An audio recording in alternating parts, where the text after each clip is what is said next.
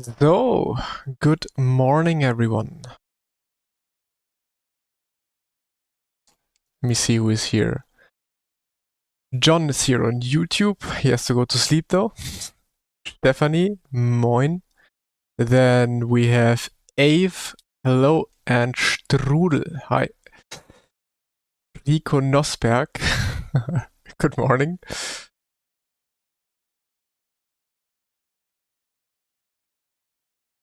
So,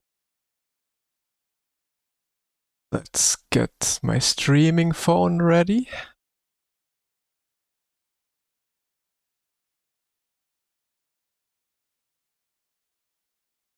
There we go. Was playing iRacing the whole week. Went back to F1 25 minutes, so shit compared to iRacing, especially at FFP. Yeah, I guess if you compare them one by one in terms of driving, then I can imagine for sure. Senator West, early stream? Yeah, well, not really. Usually I go live around that time. KMP, hello. Delphin, good morning. Josh, good morning. Choik, oh, wait. Choi Kwan Yun. I have a question. Why do you use one monitor? Why not triple? Well, first reason was because of Frenchport esports. We used the monitor there, so I have it on my rig as well for practice reasons. And then second of all, at the moment, I don't really feel the need of going triple screen. Like for me, it's both equally good.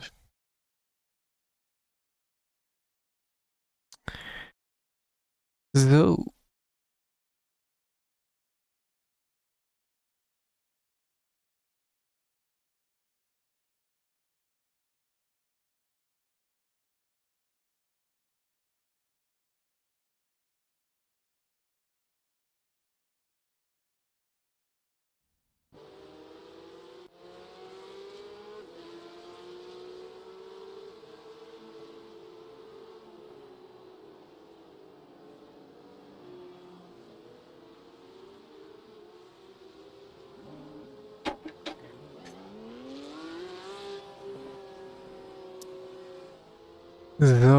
morning, Dylan Marston, good morning.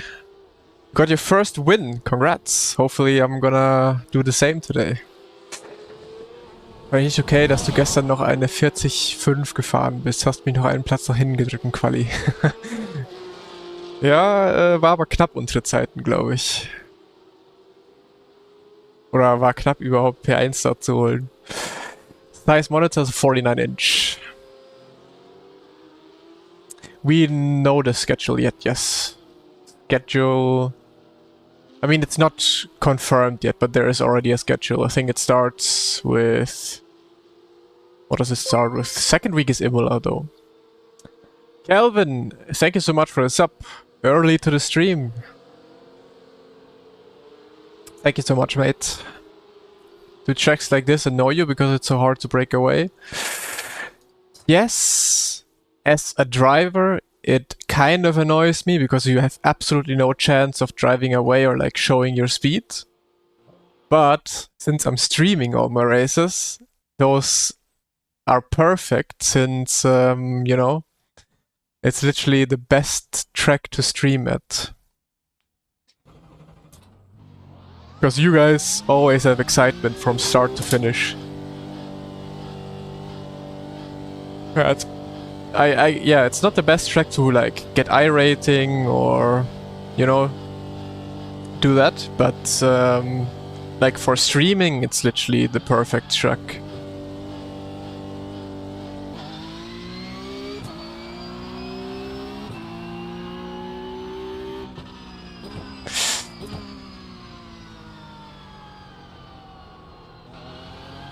First track should be Sebring, okay.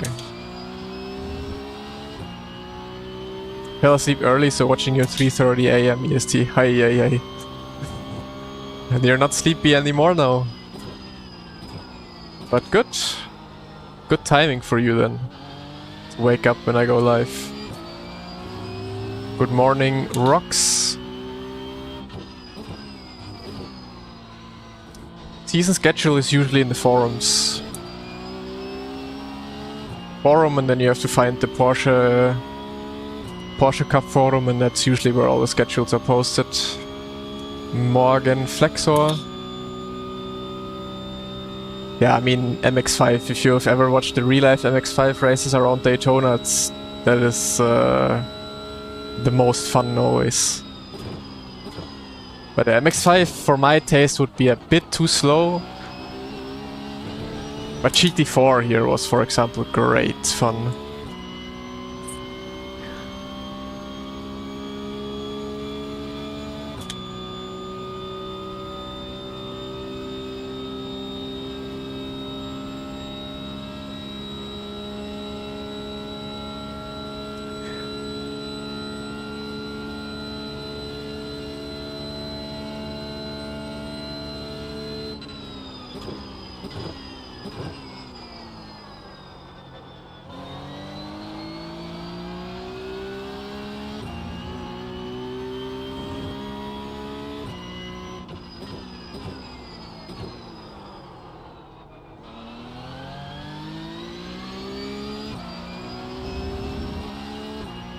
Hey Marvin, good morning.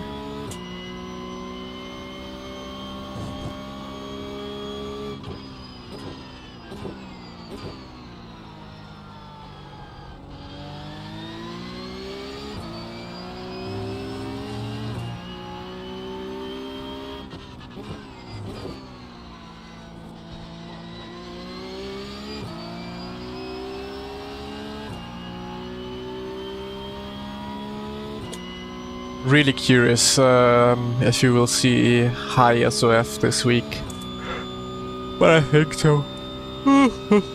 I think we will see quite some good people driving this week.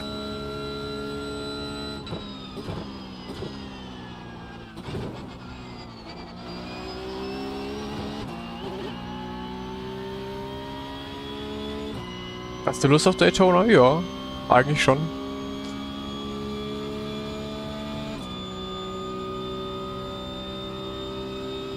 Yeah, I mean, you gotta for sure break a bit earlier.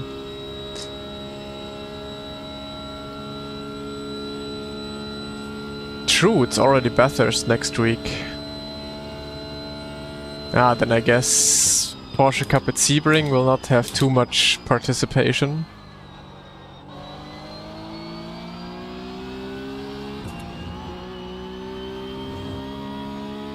Hey, JS Racing. Good morning.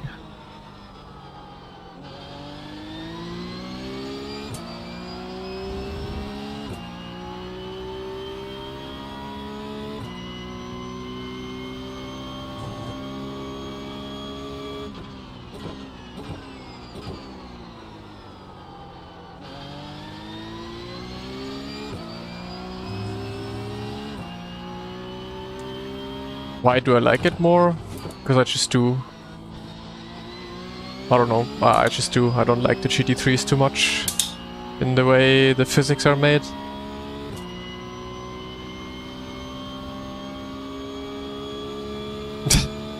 Das geht richtig krass ab, das Katzenvideo. Hätte ich nicht gedacht. Aber gut, Katzen geben Views. Will you qualify for P-Cup Esports? Well, if there's gonna be P-Cup Esports, then yeah, but at the moment, I mean, there's nothing announced or nothing even rumored. So no idea when they will do the Porsche Esports. But if it fits into my schedule, then I might try.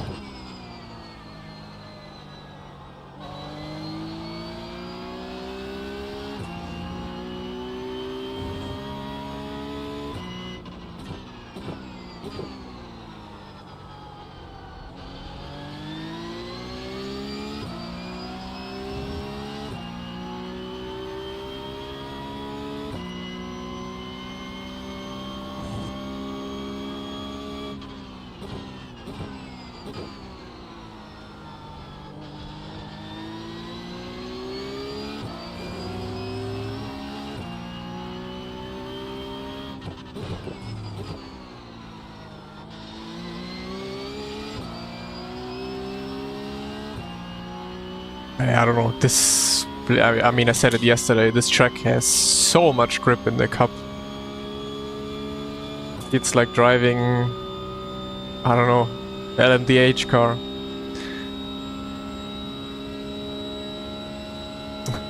Super, wenn man fahren möchte, ja. Muss man einmal aufwecken und wegscheuchen.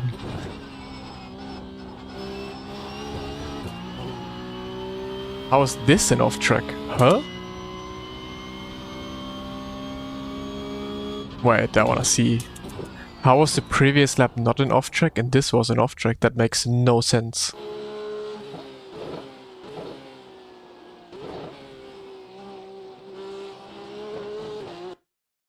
So, this is an off-track? Okay, now I'm curious about the previous lap. Was it this one, I think?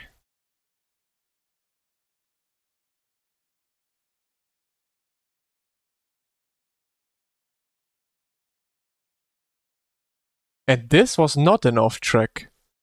How does that make sense? So I'm much further off here.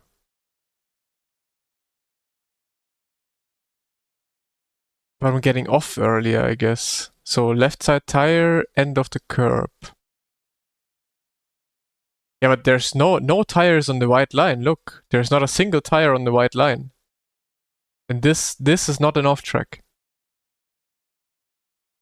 But I think it's because I exit the curb earlier. So I exit before that curb ends. And then next lap.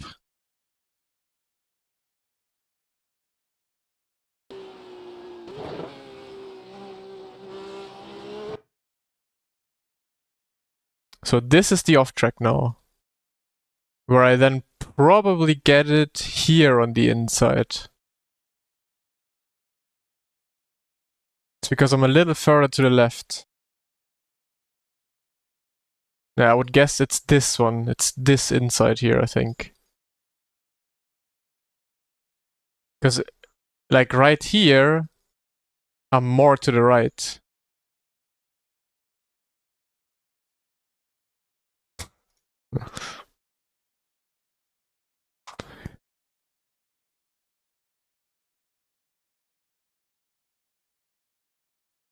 So yeah, it really is angle. You need to be angled outside if you wanna. You don't wanna push over this inside here. Let me double check again.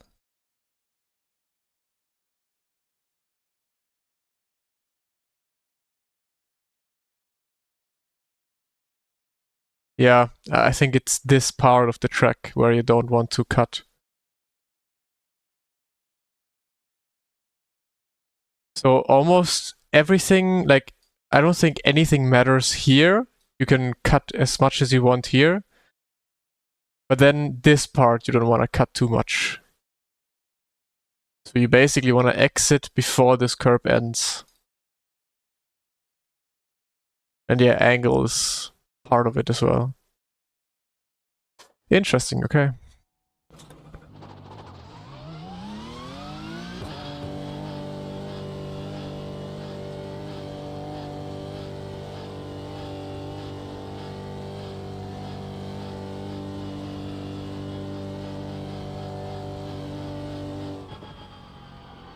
Ah yeah, the rules could have maybe an indication of how it is there.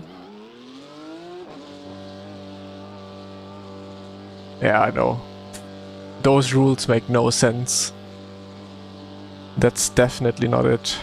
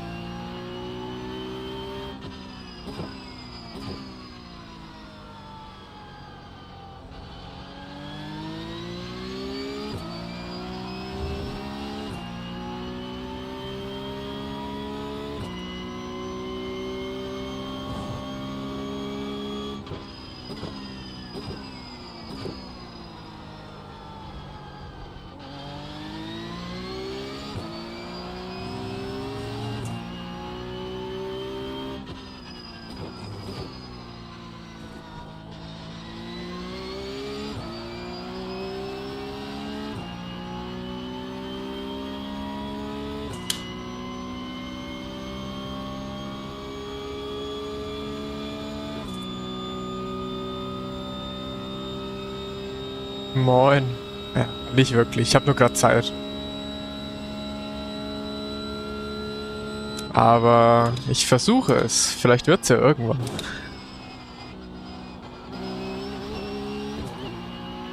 This was an off-track again. Neue Wohnung? Ja, seit knapp über einem halben Jahr. In Fürth jetzt. Yeah, I think times are gonna be super close. Simply because the track is that grippy, everyone will be fast for sure. I like TCR cars in general, especially back in Race Room. We had like very good TCR esports championships. I very much liked that.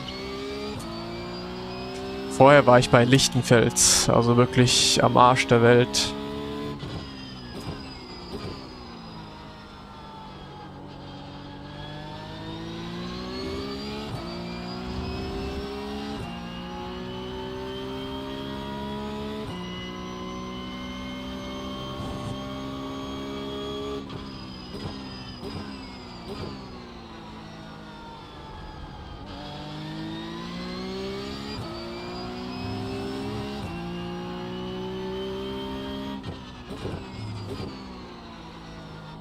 So yeah, like all the morning splits that I usually do will be quite interesting as well, because I don't think I'll have any opportunity of driving away.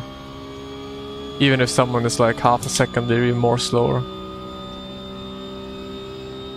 10 seconds in front of P2, okay. Well, let's see. Let's see.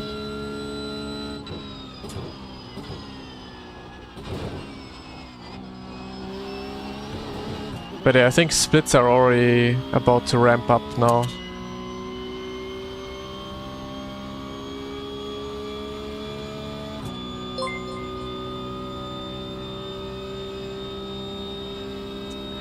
Hey, vielen lieben Dank dir.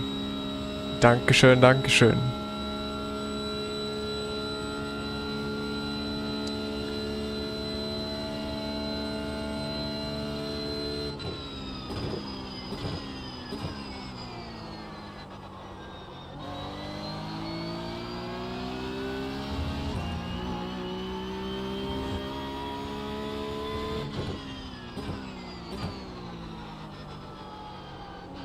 Was geht bei dir so ab momentan? Auch schon lange nichts mehr gehört.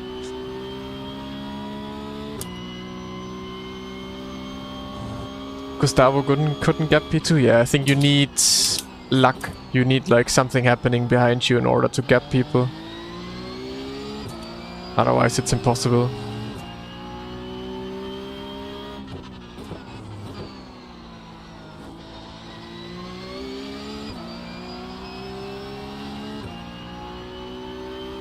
Nichts Nennenswertes. Muss doch irgendwas dabei sein. Ja, schau an. Da haben wir doch was. Und wohin?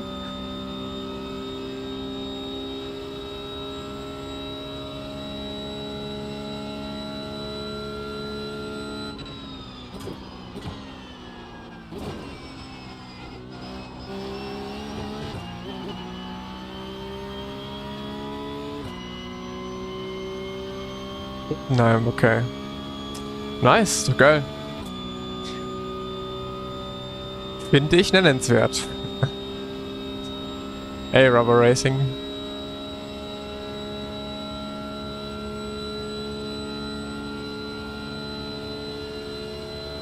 Yeah, I checked times of Ronha this morning. He drove a 43.3 I think in qualifying actually.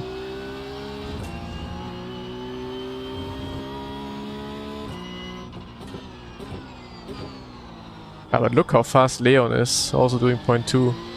That's a good lap. This right now is fixed.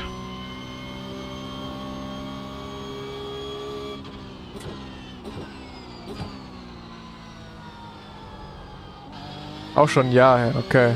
Ja, gut.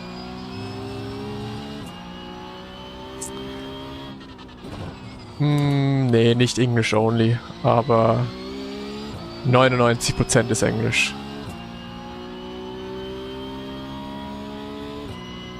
You need to brake less. Like if you look at my brake trace, I'm just about 50%, I would say. 50 to 60% into turn 1. Because usually maximum braking should be 70 in this car, right?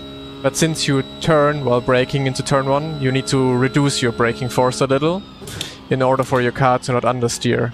And with that also activate ABS. So you want to be braking like around 50 to 60% into turn 1. And then the ABS will not activate and then you will not have understeer.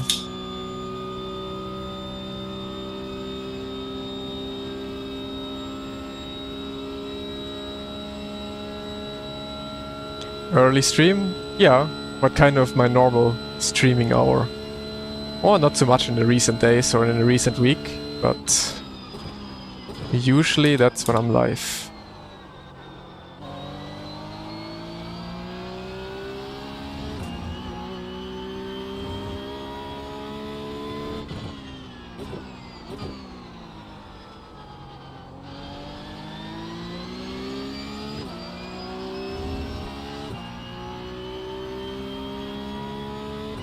The other corners where, the corners where you can brake in a straight line, you can be a little more than 60%. But yeah, you should be between 60 and 70 for those corners where you can brake in a straight line, and those corners who have some hard braking zones.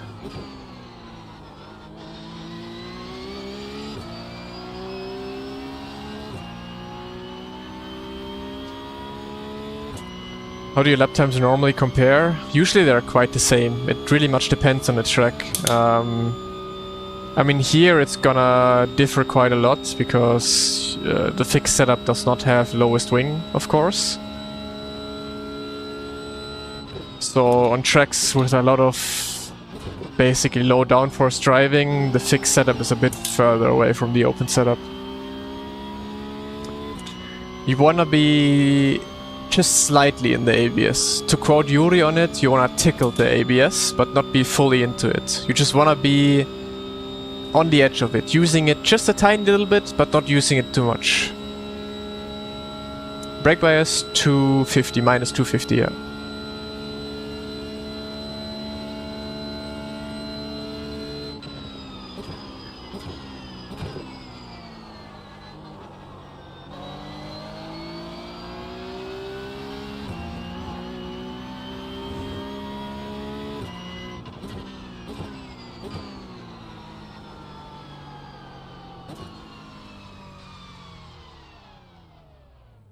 No, I would like to. Well, I would like to, but I kind of want to have a game again that I can just play. Luckily, Forza Horizon 6 is coming out quite soon. I think that's gonna be a game I'm gonna pick up. But then again, it's cars. Like, I would love to have a game that is something else than cars. But yeah, usually nothing like that interests me for longer than a week. No shooters, no. There are times where I maybe play CSGO for a week and then not for a long time again.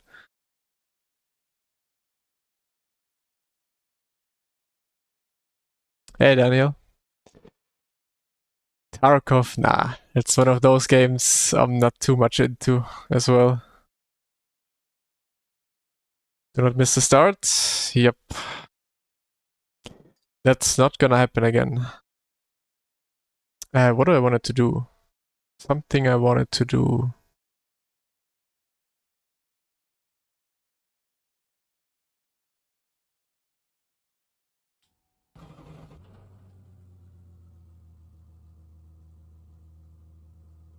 WoW. No, I never played WoW. First time saying hi? Well, then welcome as a chatter now.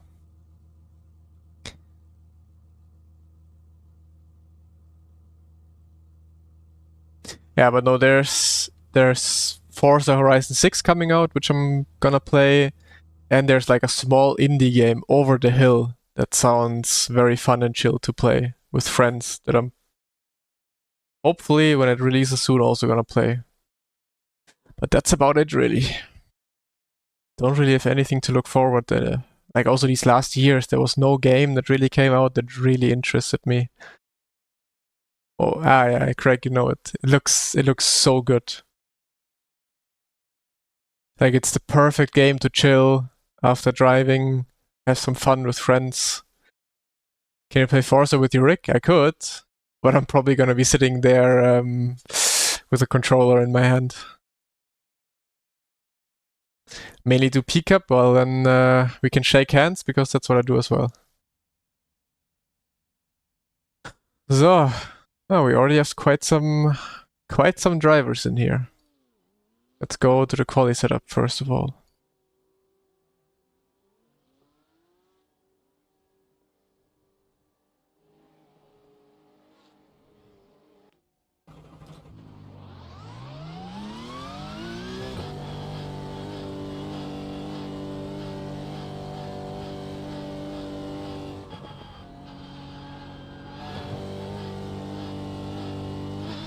So, do we have a 4K SOF already?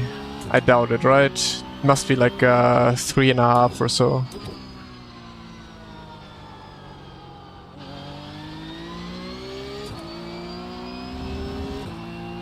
Oh, we actually have a 4K. Interesting. Then I believe we will see very much 5K quite soon, and then possibly 6K going into the afternoon. First time racing against me. Well, then maybe I can help you a little bit. If you're in my draft or so, we can work together.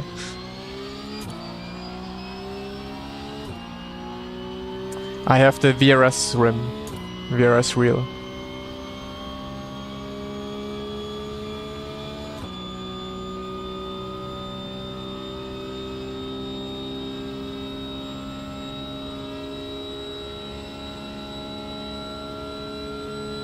You can change brake bias in fixed setup.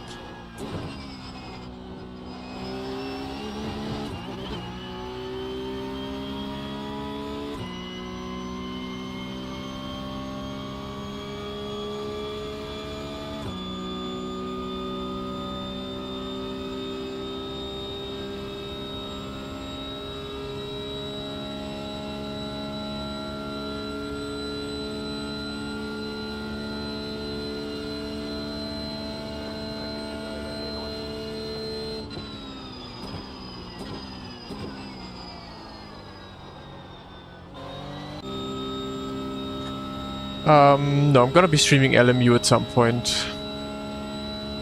For sure.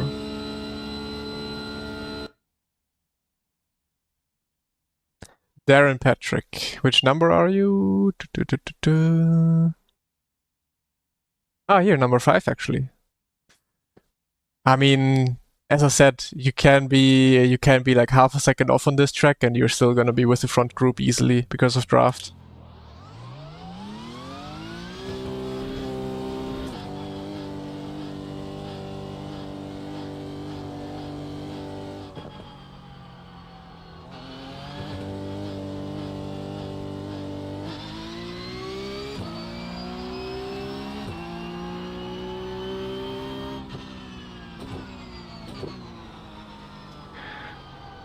Sector times on screen.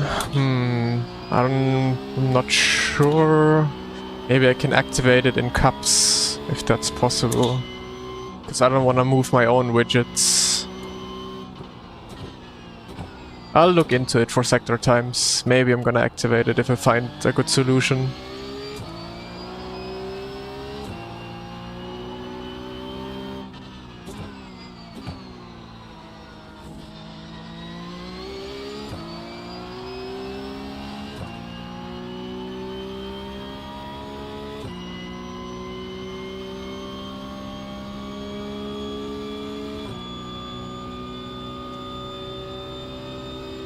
Any tips? Hard to give you tips if I don't know what happened exactly, but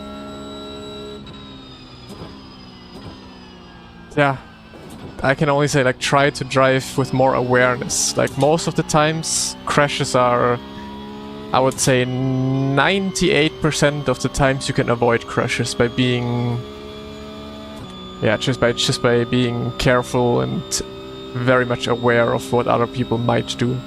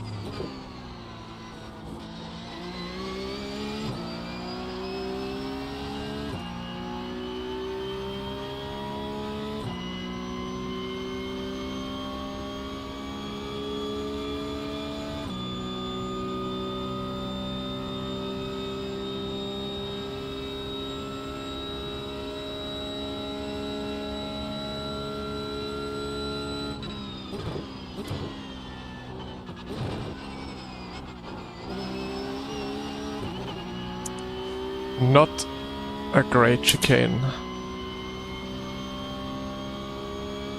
But the track is quick right now.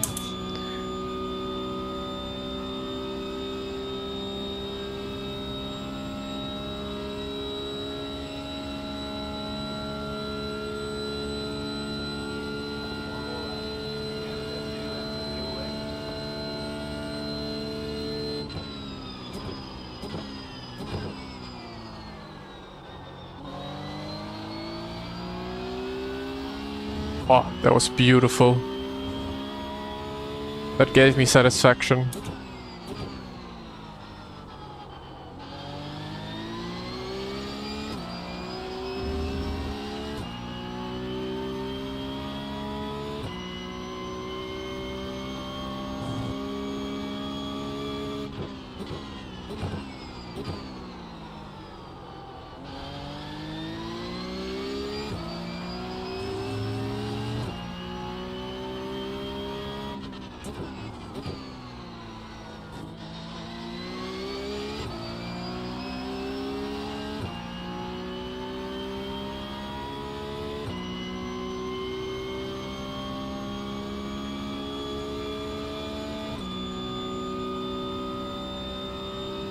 Now the wind is already different. Look how much speed I'm missing into the chicane now. I'm dropping massively, the wind changed.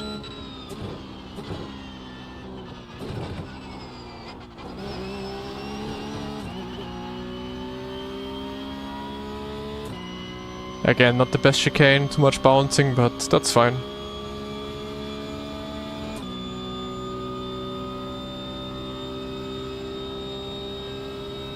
Yeah, the wind completely changed direction during the lap.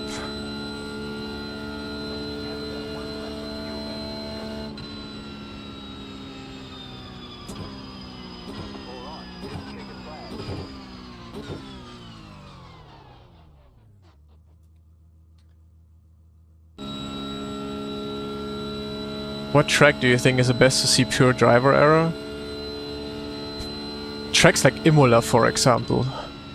Imola is a track where the perfect line is so important.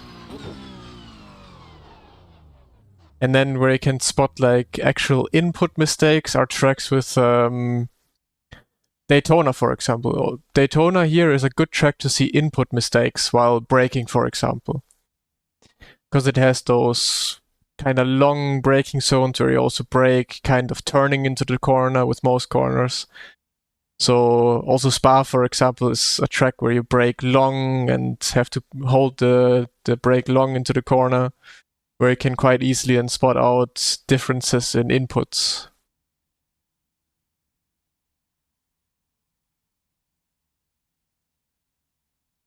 Yeah, Barcelona is also not too bad in that sense.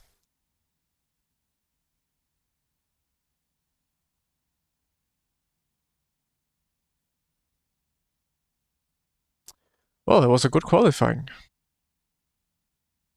But a bit annoying the wind moved. Like the first lap was insanely fast. Because the wind was pushing me all the way on the straight and I lost all of that in my lap. Let's see. Qualifying. Yeah, could have been probably like a tenth or maybe almost about 2/10 quicker with the same wind in the second lap. Do you drive on Sunday this week? No, usually weekends are my days off, Saturday and Sunday.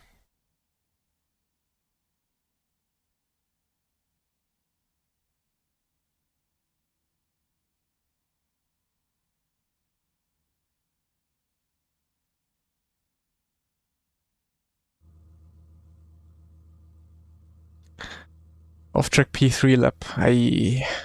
Well, let's see, then you can maybe fight back through the grid. Moin Jörg. Hey Maxim.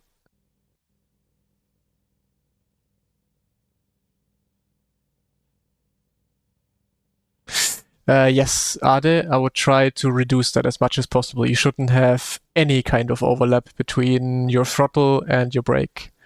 That heats up your tires, that makes you understeer.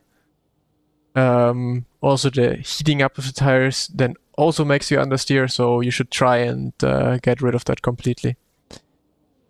Remember grid this time. I have a good eye on the grid button, yeah. This is fixed.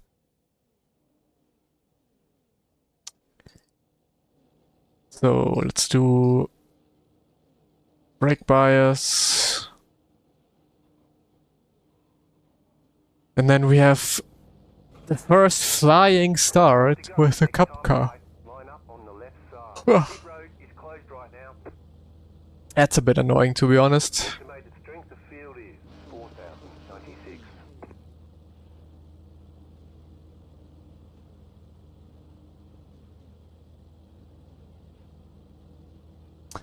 It's better to have just a tiny bit of no input than overlapping, yes.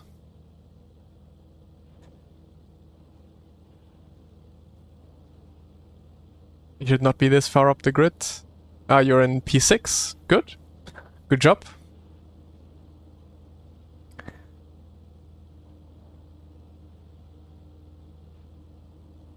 Standing starts would have been funny. Like, standing starts in the oval. I would have enjoyed that.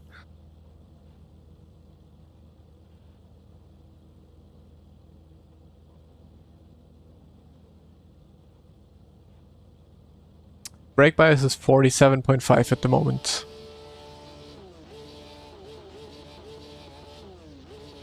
I mean, yeah, in order to not have any overlap,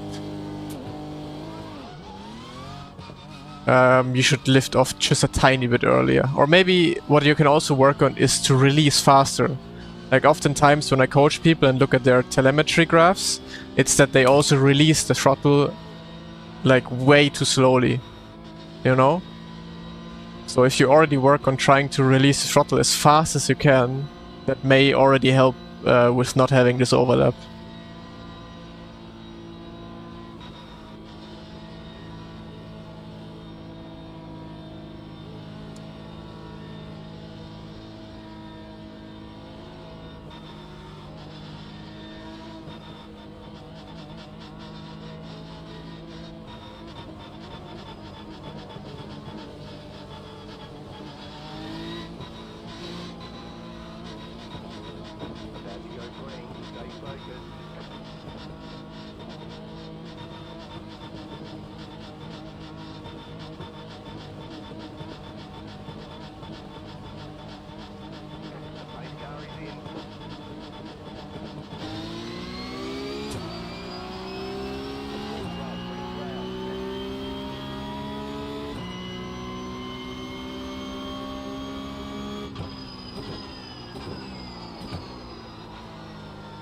Whoa.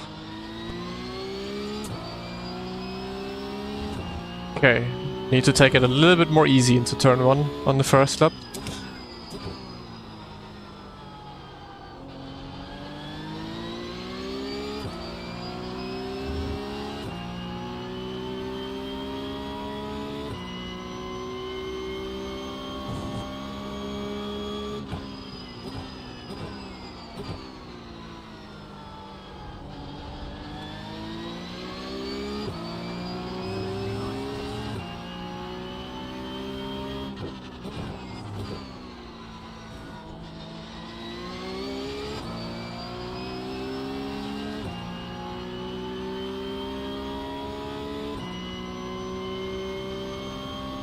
I mean, in general, in iRacing it's not that big of a deal. In real life it's not that big of a deal. Also in other sims it's not that big of a deal, but obviously the more overlap you have, the worse your braking is gonna be. Because just think about it, you always already want to brake, but you're still accelerating because you're on the throttle. So obviously it's not the most ideal thing to do. Doesn't matter if it's real life, another game, yeah. Yes, I'm using the Go setup. I'm just loading the Go setup in, then maybe change brake bias and TC settings a little bit to my driving style, and that's it. So they are very much competitive.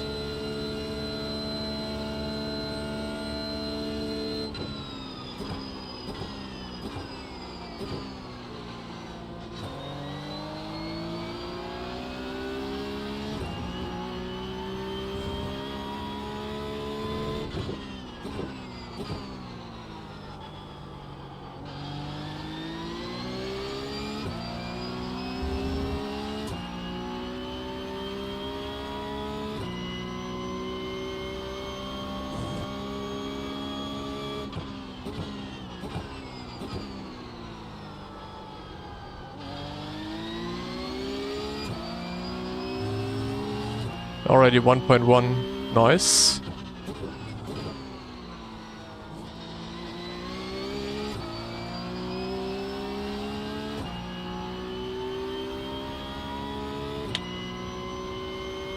Same for Formula cars. In general, everything. Your road car, if you go karting, everything. You do not want to have overlap between throttle and brake.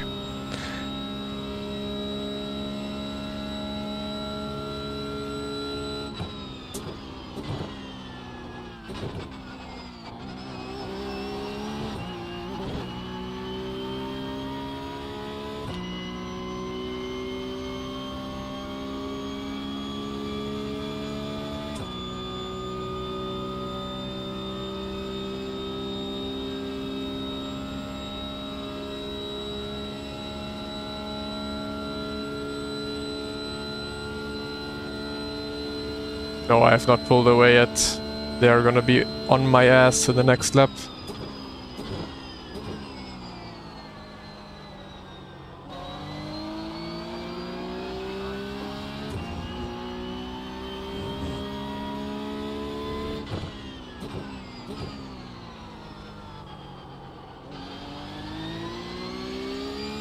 Well, something happened. What? 3, 4 and 5 dead?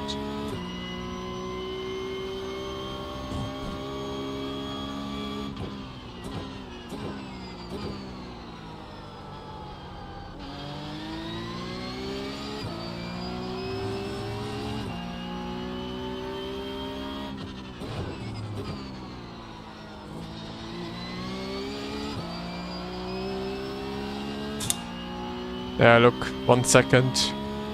So by the end of this lap, he's gonna be on my rear end.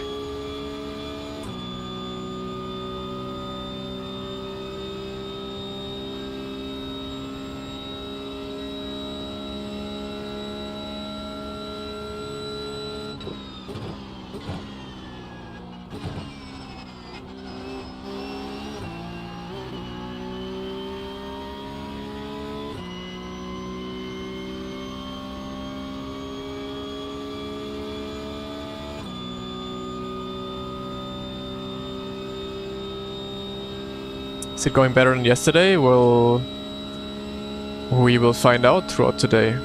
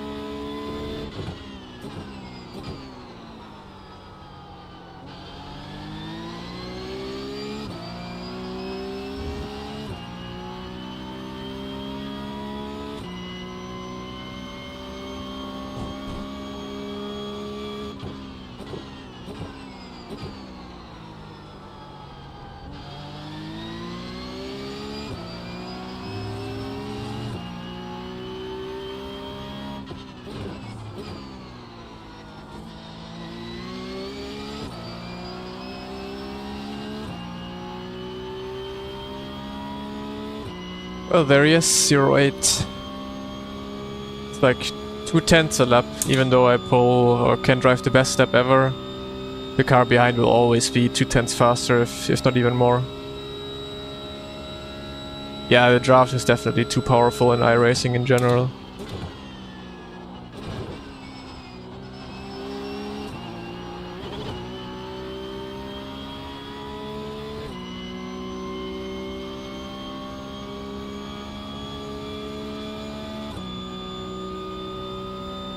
But best case scenario would be now if Flint starts working with me, so we can drive away from P3.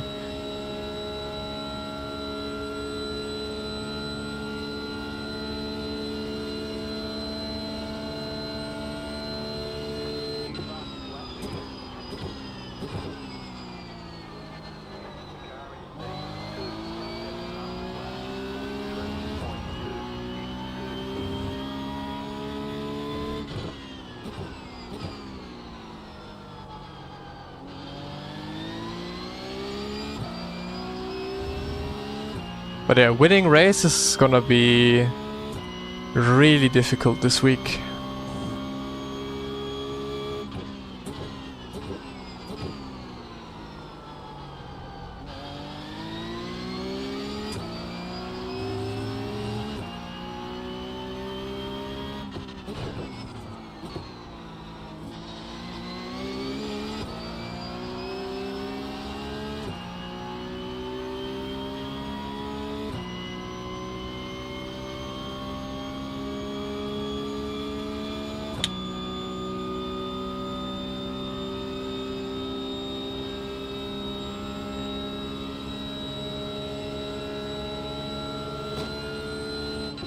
Oh, the speed boost.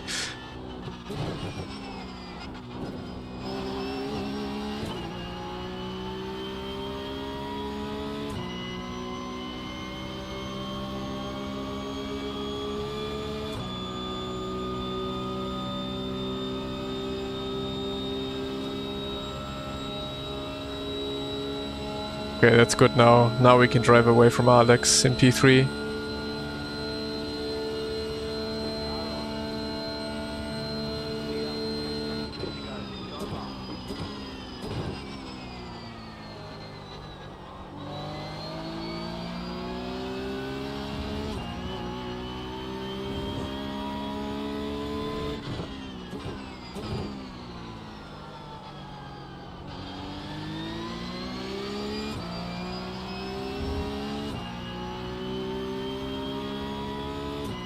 Yeah, it's like just like there's gonna be 10 people or even more fighting for P1 every single lap.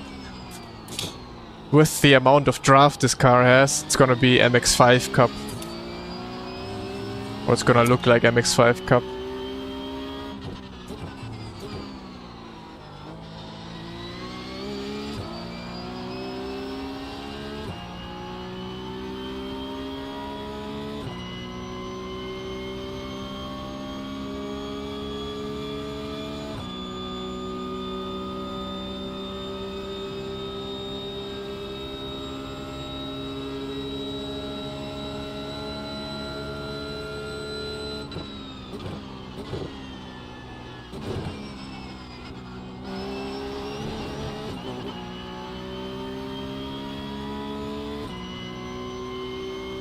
Yeah, I think it would be the same outcome, I agree.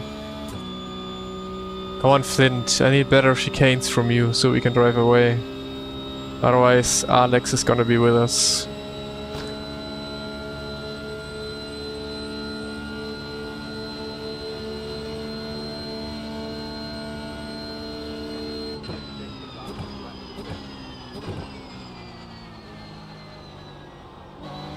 I also very much like how stable the cars are on this track. Like, I never really have oversteer moments or even understeer moments. It just grips. Fun to drive. And those little oversteer moments you have out of the corner, you can perfectly handle the car and like power drift it out of the corner, which is nice.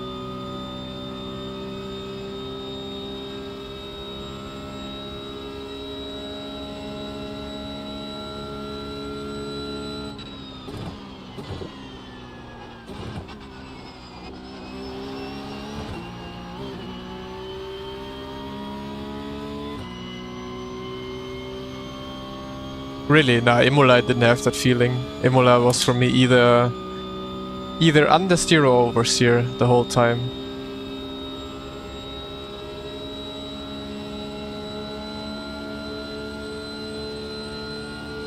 Drafts probably around 2 seconds in the cup as well, if not even more actually.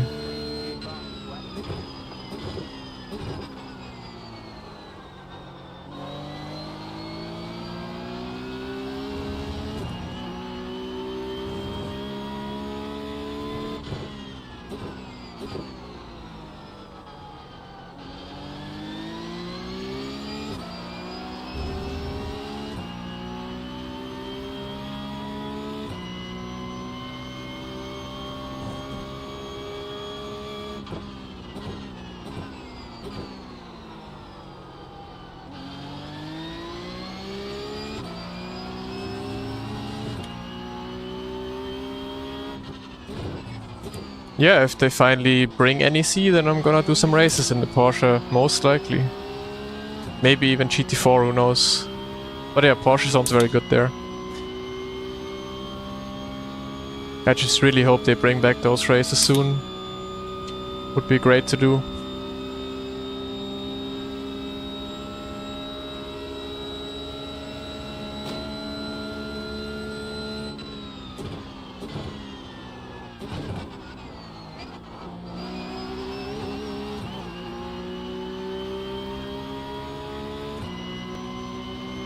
G Cup better than G3 in iRacing? Well, it's everyone's own opinion. I just like the Porsche Cup a lot more. Driving is a lot more fun, but also because it's a one-make series, you don't have Bob and different cars and all of this shit. I do not look at my telemetry. I can't even see it. The telemetry is only for you guys for the stream. I don't see any overlay myself. Except of my pedal input with the gear.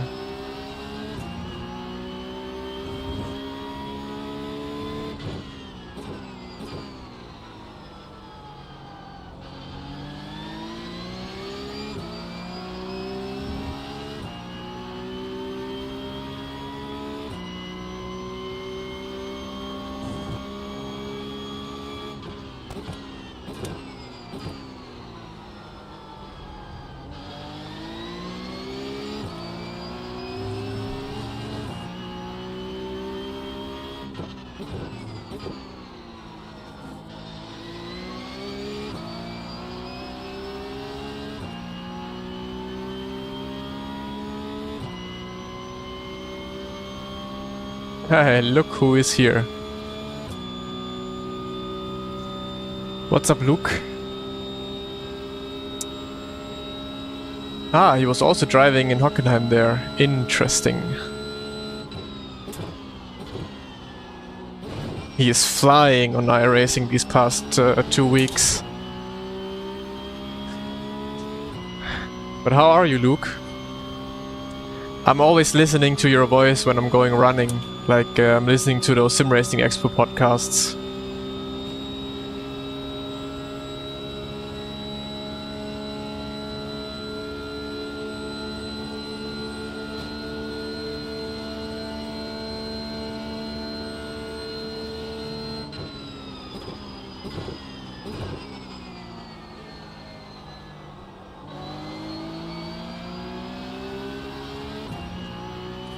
Well, I'm waiting for that invite to drop into my DMs.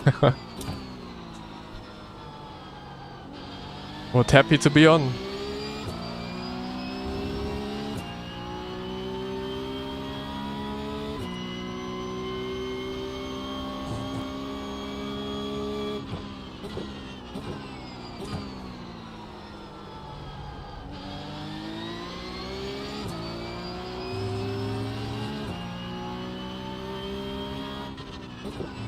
And then I'm not listening to the broadcast to the podcast while running. I'm gonna record the podcast with you while I'm running.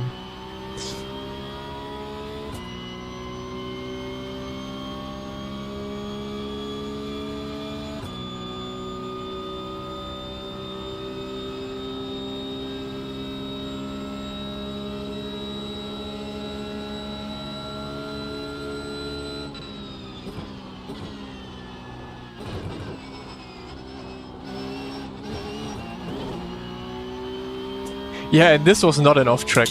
It's so ridiculous.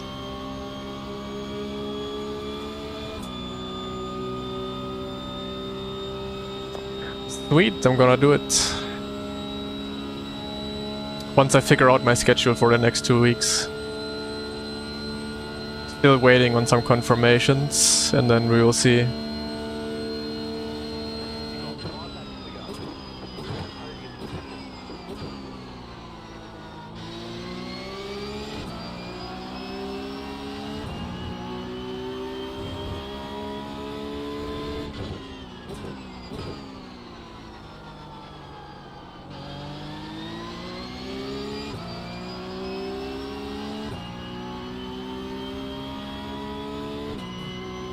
I still gain in P2.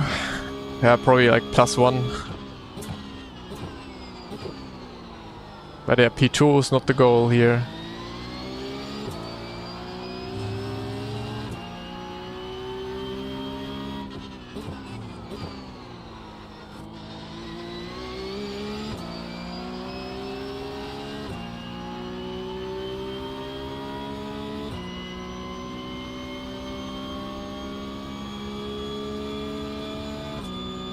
We have 2 months of podcast booked in, so plenty of time. Ah, okay, then easy.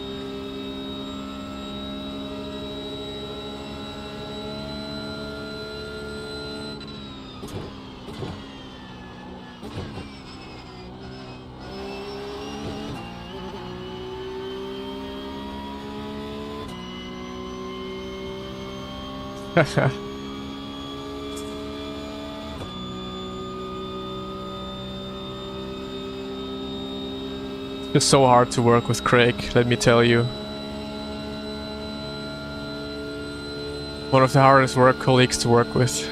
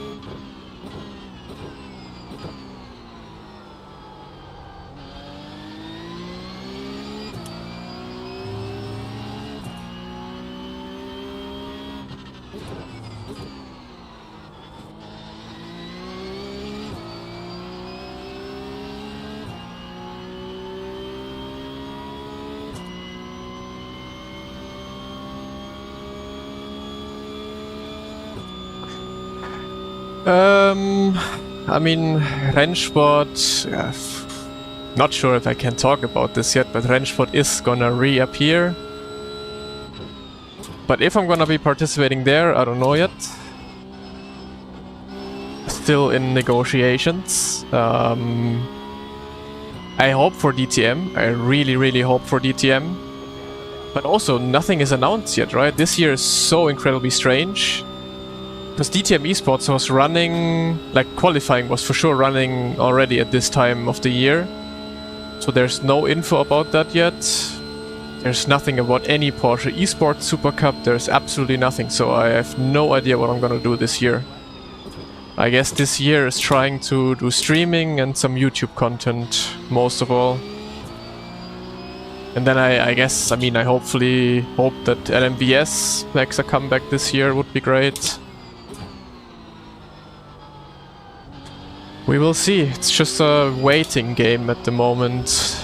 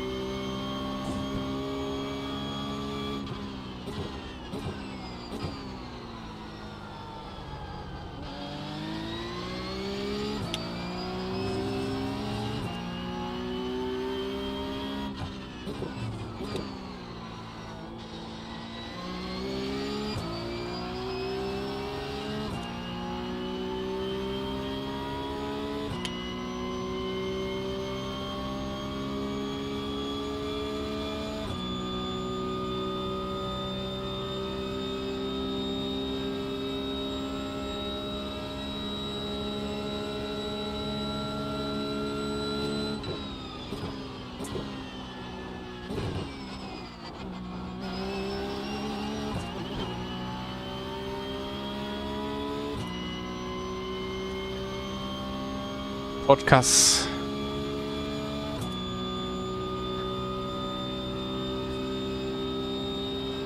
VR and Ultra, right? Depends. Like VR is a lot of fun for sure.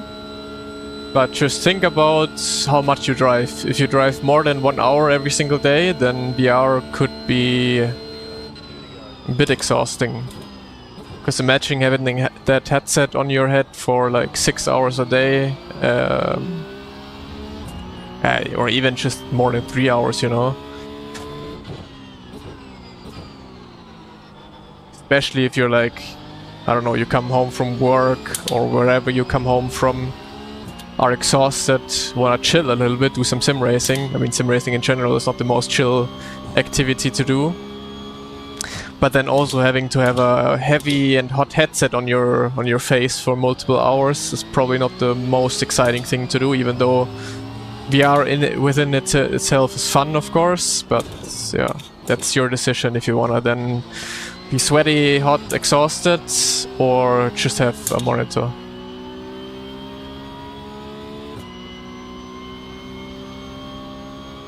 We are so... If that all comes back, then we are actually back, yeah.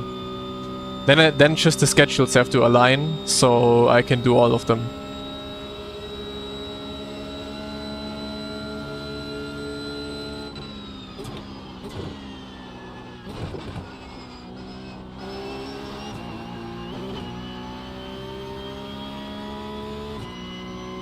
Ah, hey Alex. I think we definitely need you back on Rennsport. Well...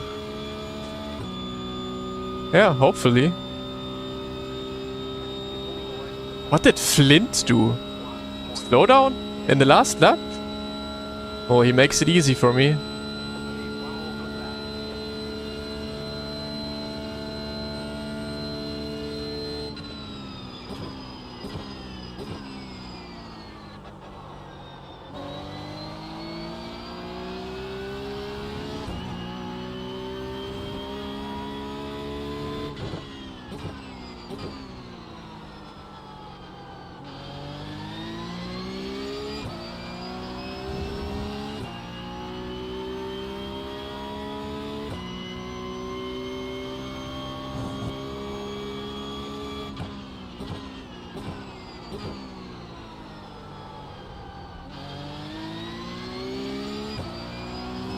So once I'm over the finish line, I'm gonna mod Craig over on YouTube as well. So I have my first YouTube mod.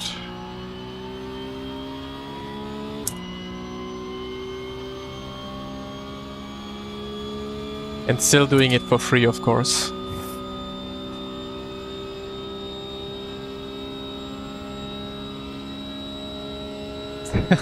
Luke. Yeah, but good description.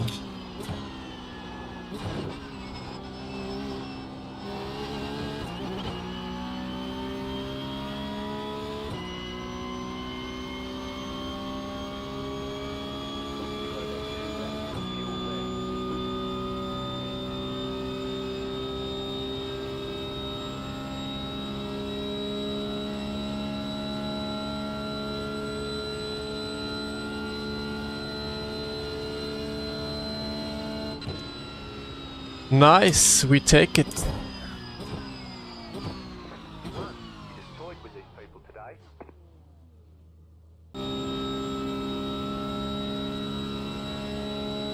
Let's see what he did in the last lap.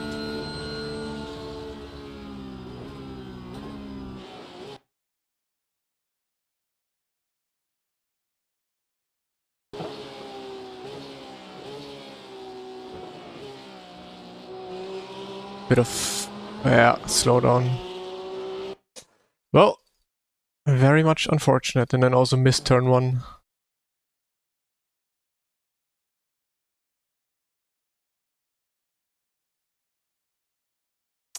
Got P4. Nice one. Ah, you fought against Chet in the end, I think, right? Yeah. Nice. Got a little help as well.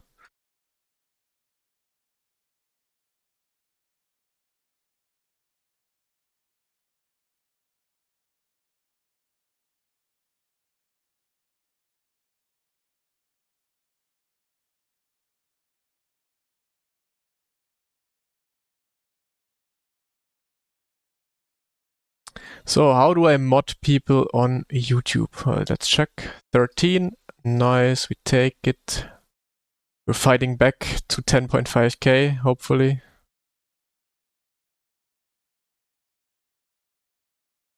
I mean, they have pace on Daytona like that. So. Craig. Put user in timeout. Add as moderator.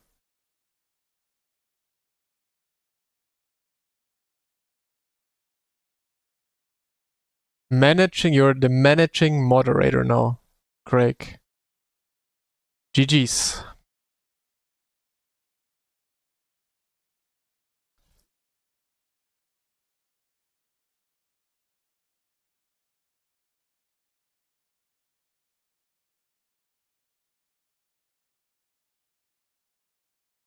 Damn, YouTube viewership is higher than Twitch at the moment. YouTube is flying.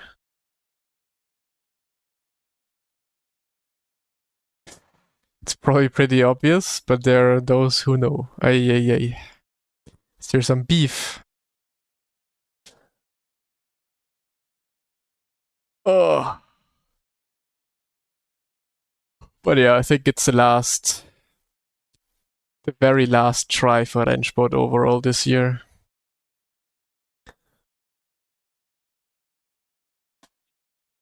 We will see what they're gonna do.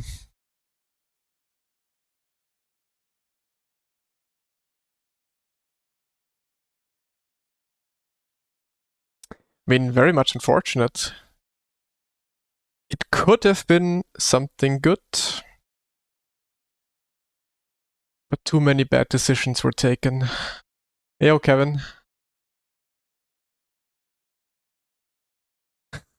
No, I have to say Twitch is better. I still need my Twitch partnership. I still need to get Twitch partners. So Twitch, great. You're so much better than YouTube.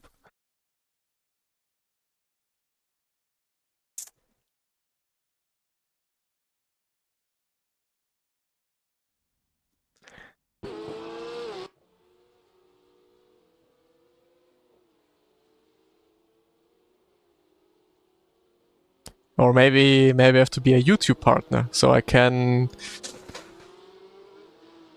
abandon Twitch forever. But nah, that would not be good.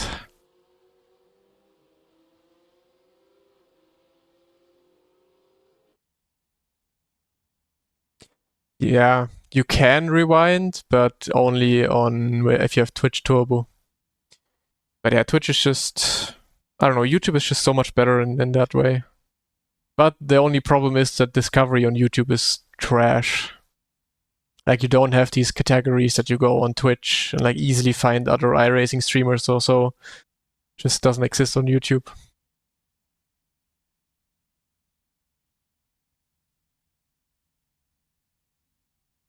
No catcam. It will come back once she is back. Maybe I have to call her again.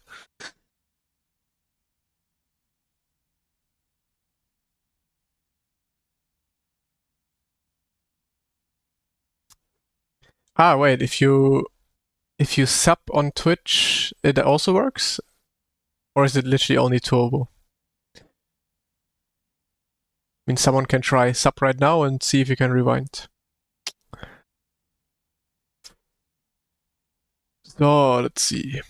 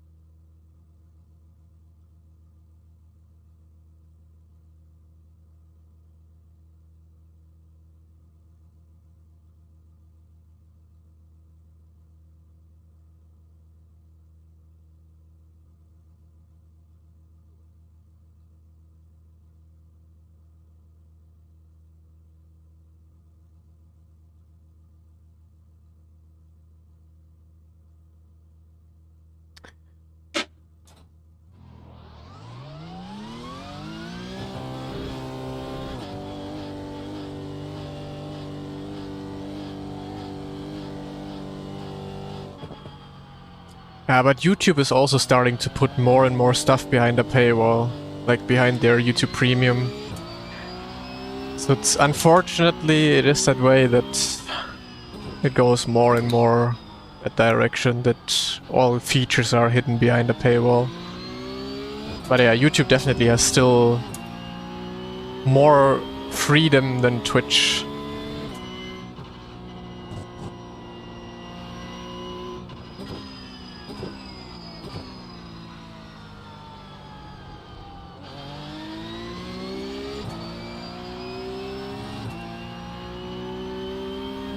But I feel like YouTube Premium just makes so much more sense to get. in general than like a Twitch Turbo or so. Like with YouTube Premium, you get YouTube Music, which I, for example, use so much. Like YouTube Music is so much better than Spotify or Apple Music. So it's just the way to go. Then you have no ads on YouTube, just streams as well. So YouTube Premium is a really fucking good subscription service.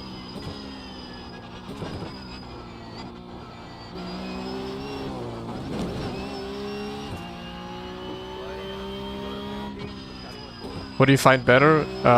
Well, first of all, I feel like the audio is so much better on YouTube Music. Spotify, I don't know, Spotify has always been absolute trash with audio.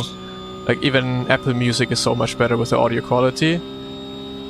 Then you have so much more music on YouTube Music, of course. Because you have remixes, you have mixes and all of that Spotify of course doesn't have, because you have just small artists uploading on YouTube. So you just have so much more to choose from over on YouTube Music. It might not have the very best UI design, but yeah, Spotify's and Apple Music's UI design is also not the best.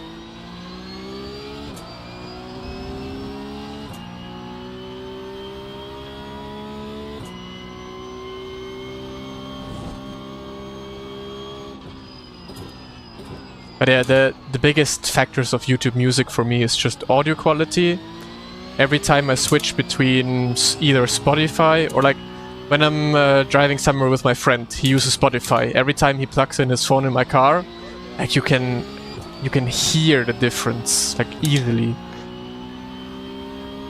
So quality, in my opinion, is better on YouTube Music. You have such a wide variety on music. Like as I said before, small creators, like small musicians that can just freely upload their music on YouTube, which is no problem, and which they can't really do on Spotify or Apple Music.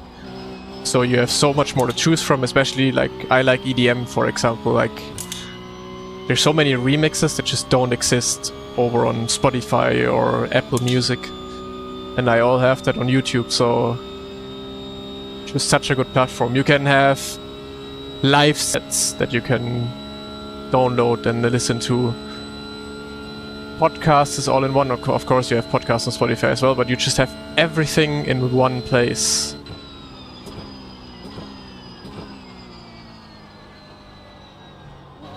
So much more superior.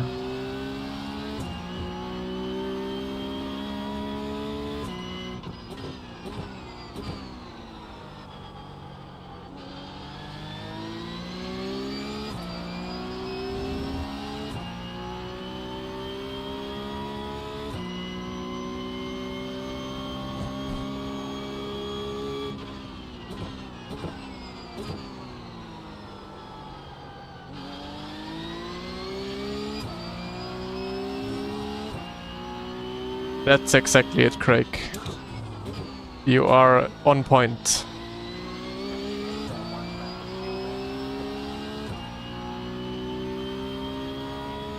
Nah, bro. YouTube Music I mean, they're all the same. But the YouTube Music recommendations, it's insane. What I usually get there is like, holy shit, I find new insane music every single day.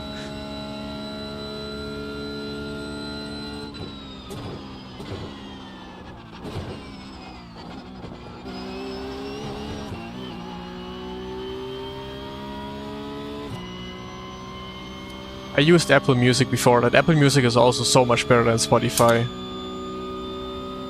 And whoever says otherwise is wrong.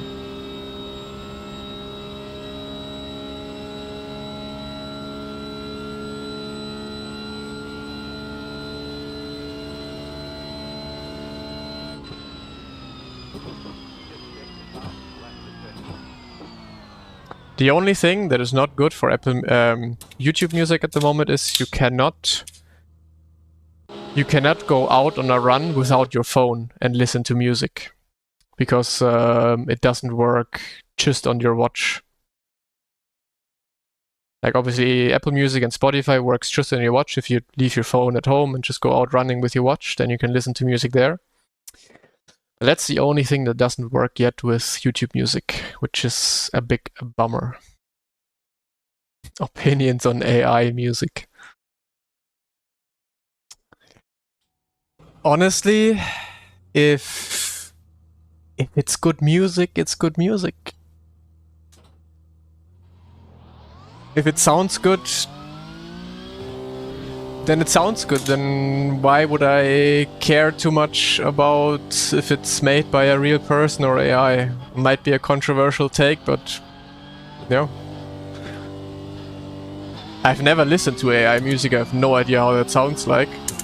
But what if there's like a fucking banger that it's like your new favorite song and then you find out it's made by AI? Are you then like, well, no, I hate that song? Or are you like, yeah, it's a fucking banger, I'm gonna listen to it?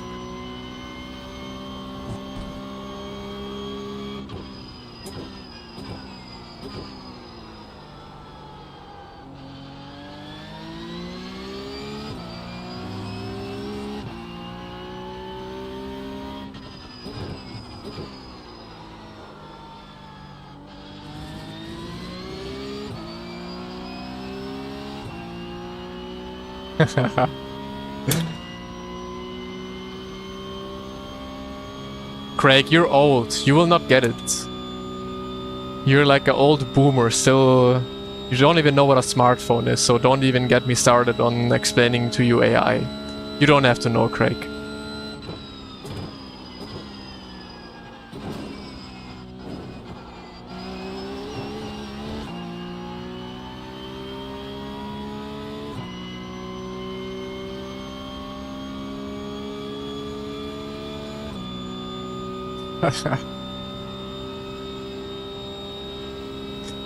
I don't think I've ever heard like an AI, like a proper AI song before. Obviously all those like stupid remakes of certain songs of, I don't know, someone singing it in a certain way, but I never actually heard like a proper song, you know, where you wouldn't be able to tell if it's like made by a real person or AI.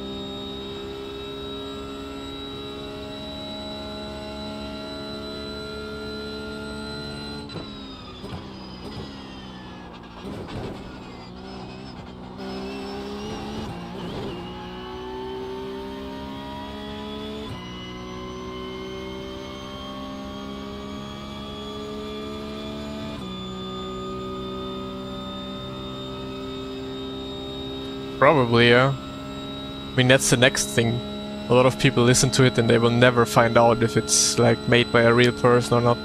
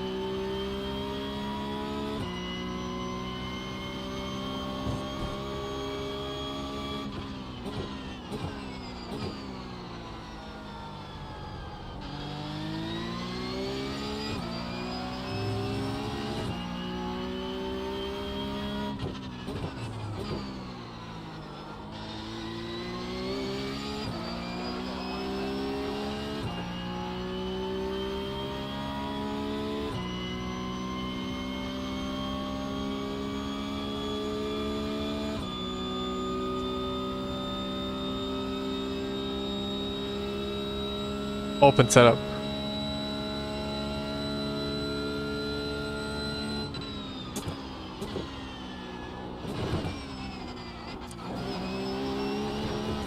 I also rather have the same problem, Craig. Hair falling out rather than turning gray.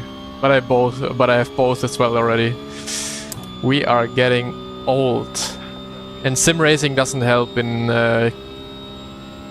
giving me too much stress and then hair falling out. By the end of my sim racing career, I'm gonna have no hair anymore.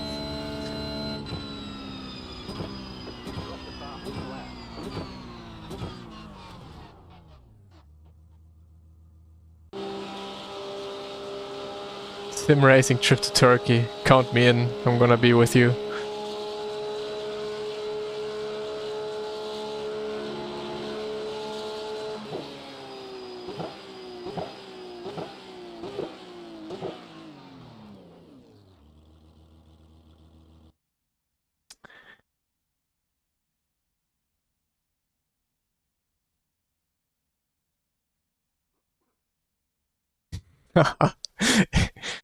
Dude, it would be the most competitive championship ever. Everyone would participate and want to win.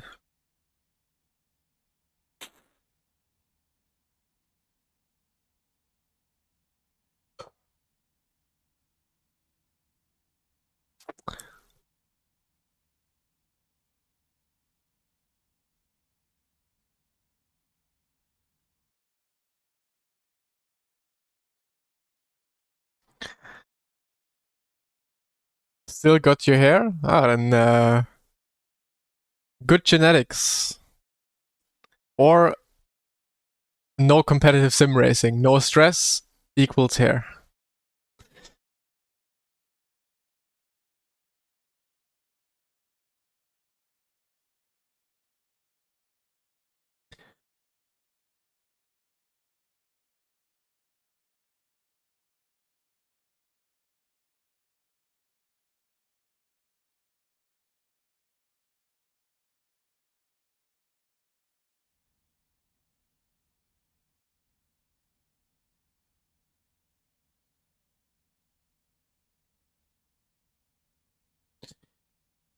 So, what is this? I would guess, because I always ask because I never see the soft myself, I would guess this is a 4.5k soft.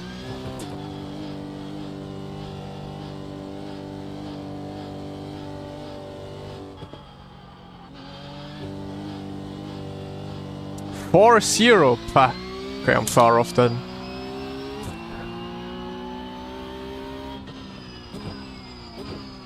Okay, but the next fix is gonna be a high 4k for sure.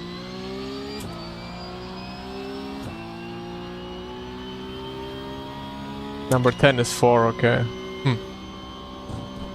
The grid is rather small, so I expected it to be a bit higher.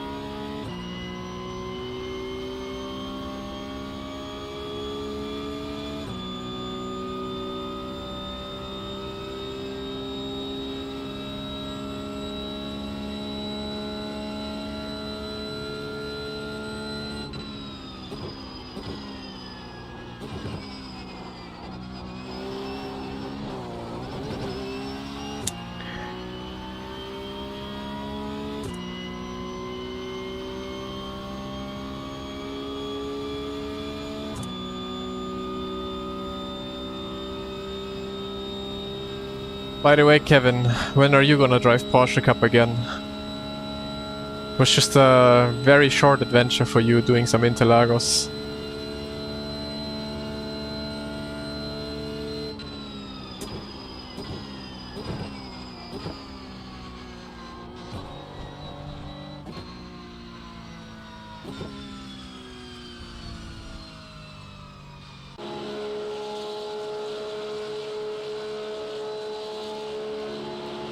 March, okay.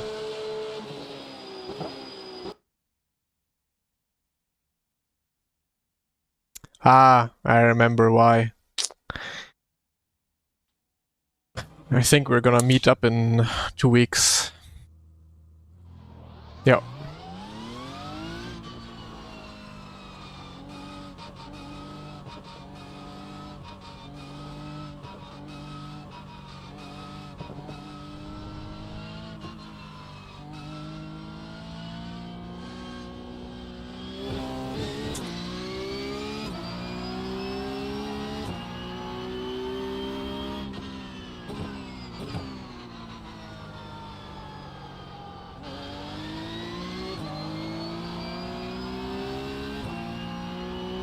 It's Craig, it's not gonna be big. It's literally just gonna be quite the small event.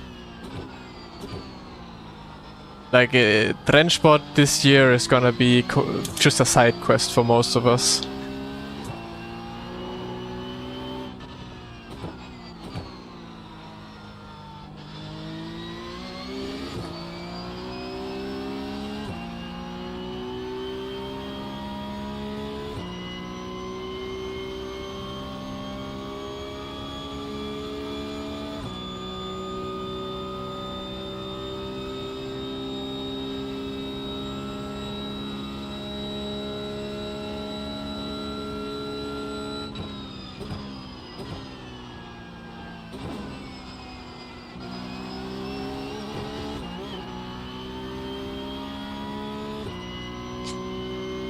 No, we are driving on the exact same patch that was used for the last 2 years, basically.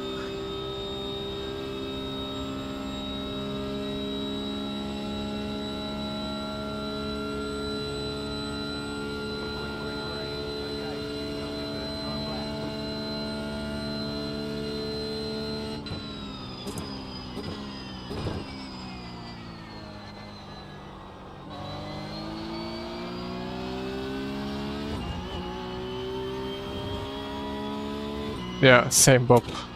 Same everything.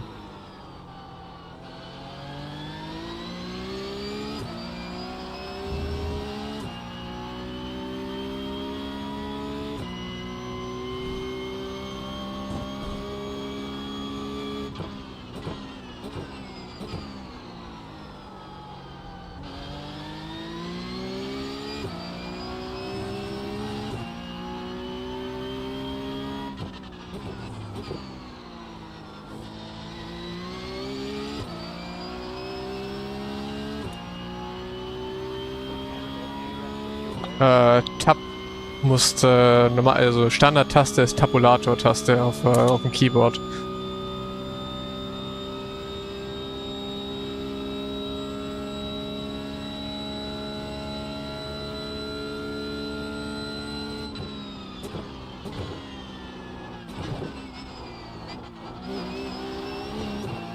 Ei.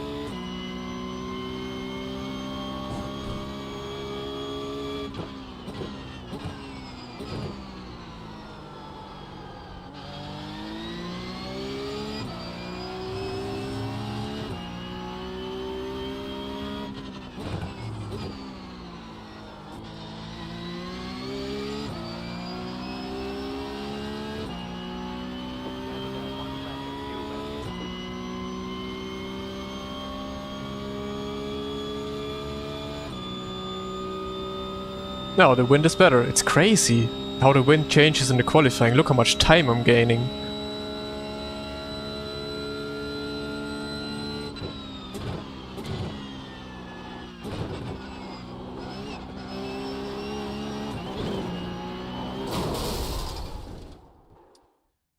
Look how much time I'm gaining.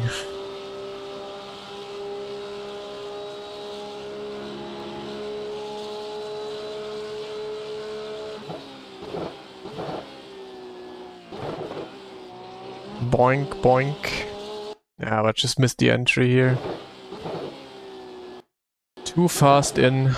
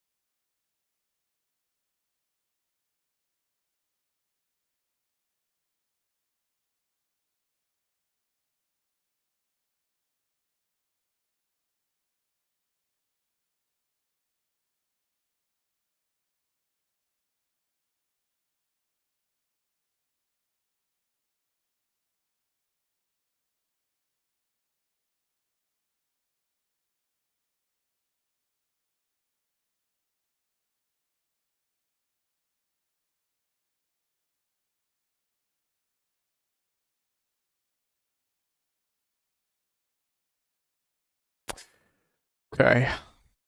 Bit of fuel out of the car.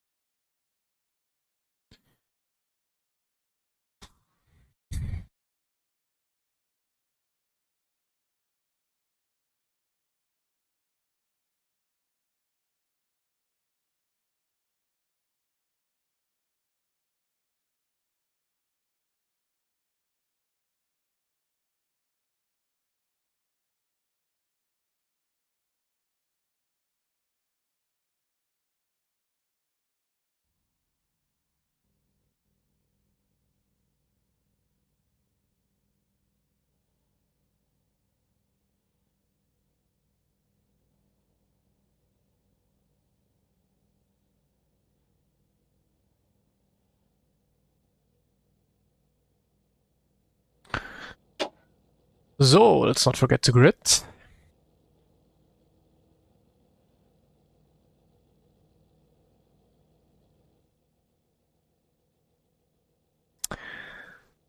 Um, well, in the fixed before, it was first lap wind was good, second lap wind was shit, and here it was first lap wind was shit, second lap wind was good. So either it is always random, or it is like this, between fixed and open. Question is, do you drive out later? Like, wait 1 or 2 minutes and then drive out for your lap in the open series. And fixed, I guess you want to be driving out as early as you can. One to go, next time by. Line up on the left side. Pit road is closed. The estimated SOF is 4,033.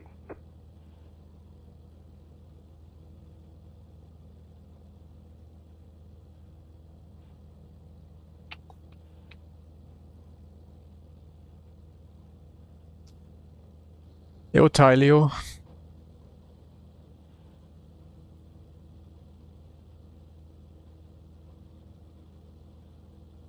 Yeah, I don't know. Like, Imola last week, for example, was insane. Like, every single session, you had, like, gray wind coming from a totally different direction, which was insane.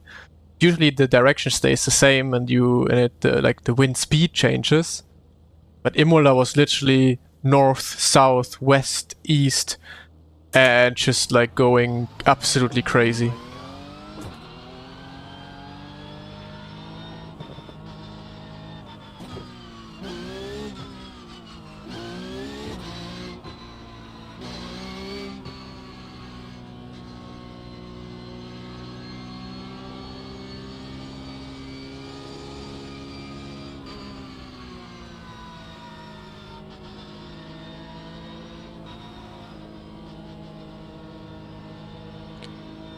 You go garage in the setup, and then usually it's on the second page on the top for the Porsche Cup car.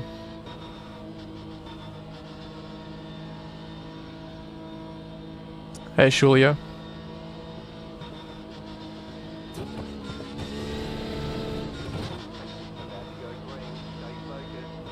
Oh wait, I could try my GT4 hack.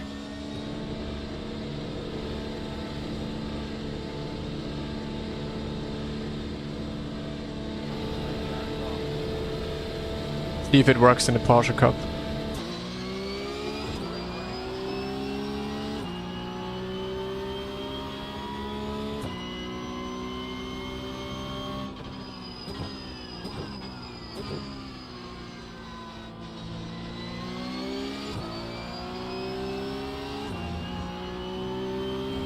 I know.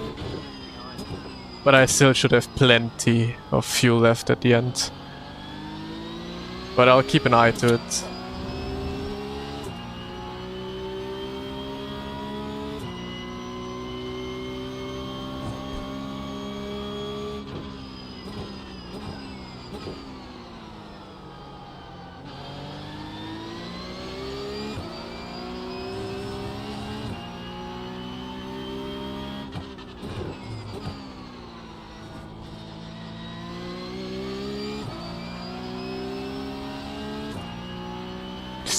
Alright, have fun in the meeting.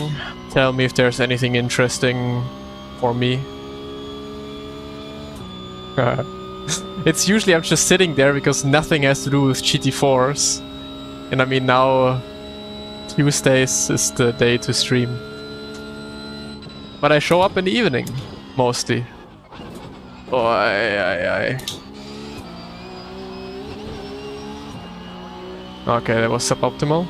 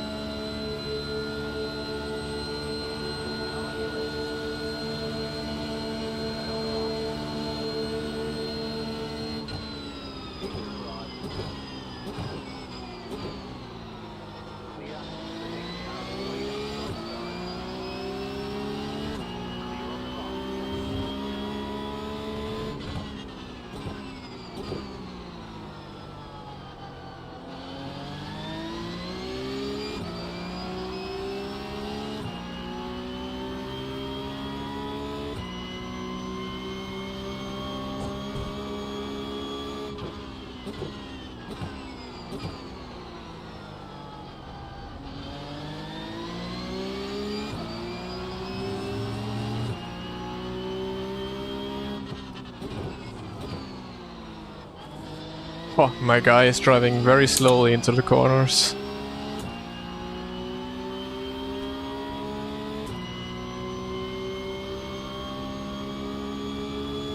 Favorite sim overall at the moment, probably Le Mans Ultimate.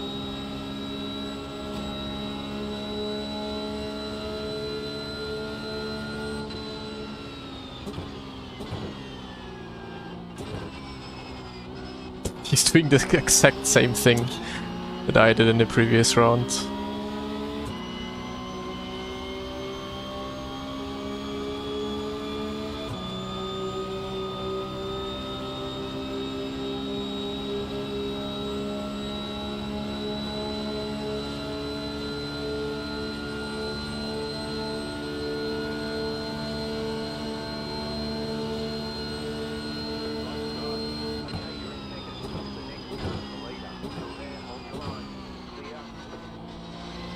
definitely no GT3 races today.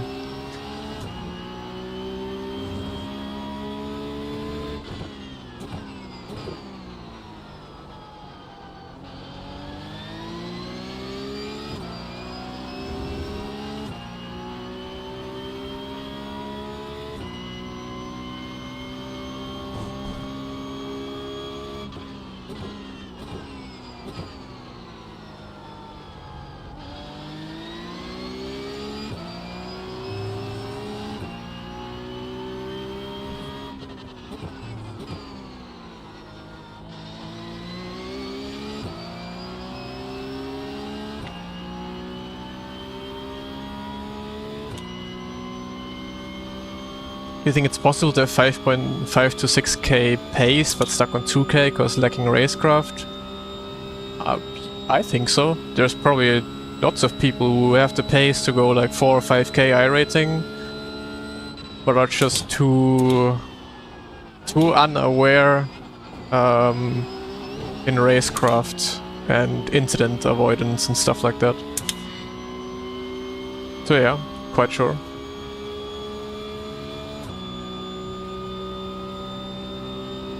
What's a good thing about LMU other than price? Well, price, physics, your online championships that you have, daily racing obviously, I mean it's the same as iRacing. But yeah, it just offers a lot of great things. Most of all for me it's a driving fun, like it's just a lot more fun driving the GT3s. It just offers also a lot more fun things to do. You have those weekly races. And yeah, I mean, those championships are really good. It's something really good that iRacing also should definitely do.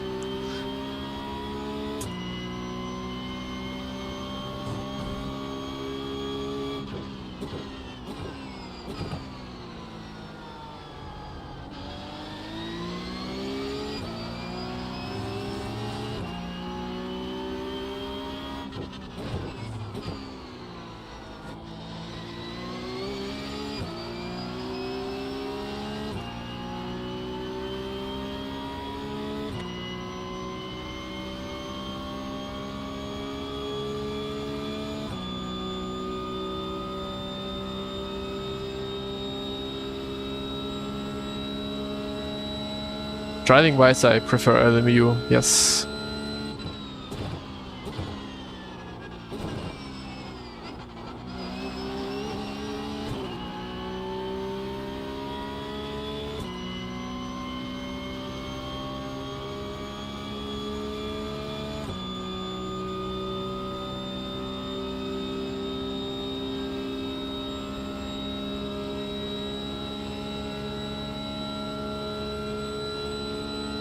Oh wow, he can almost not catch me in open setup. That's interesting.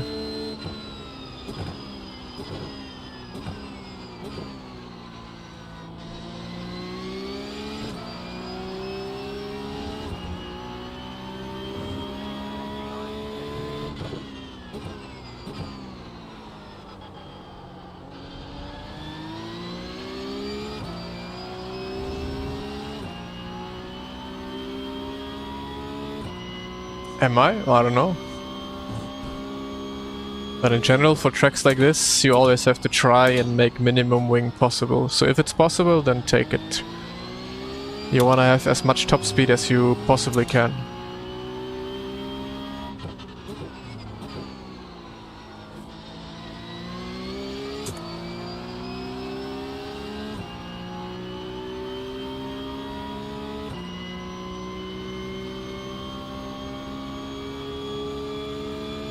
I'm using Go setups, but I also have my setups on Go setups, so if you want to get my setups and the setups that I use, Go setups is your platform of choice then.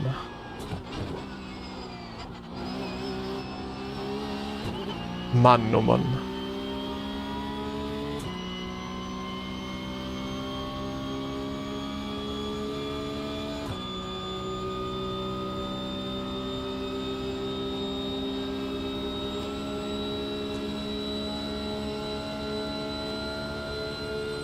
Those pushes are insane.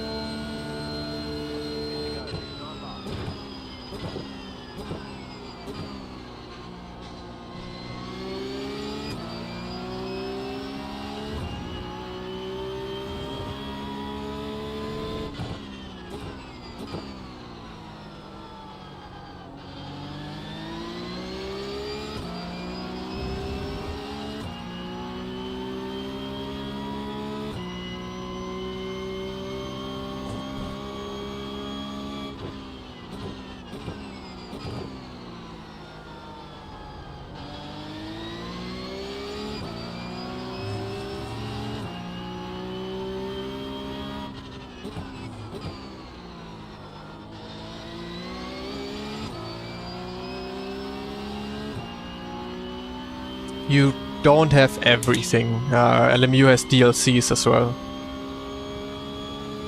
But you could get into like a subscription-based model, which is 80 euros a year, and then you'll always have all the content of LMU. So there's two ways of owning all the content: by actually owning it with the DLCs, buying them, or you can get the race control subscription, and while you have that subscription, you own every DLC as well. So it's just however you want to do it.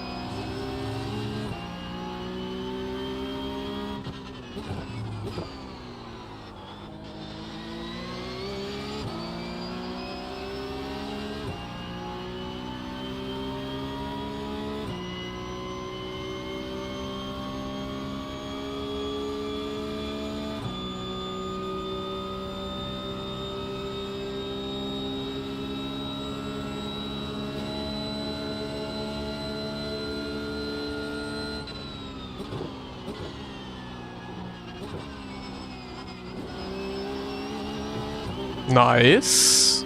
Nice. Very nice.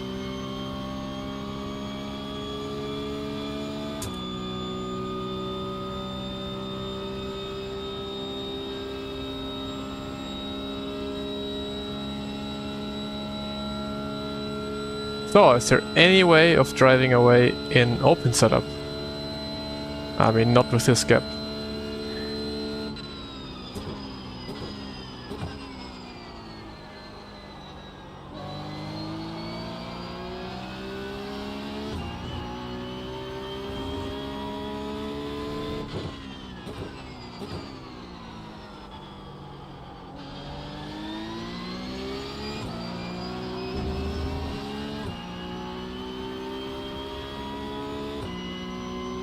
Hey, Deegan, yeah, true, you were not driving last week.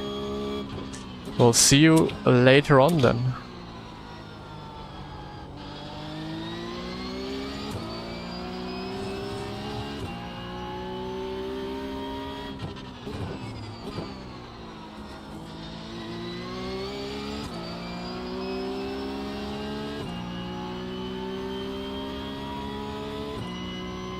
It's Road Atlanta, actually, hey.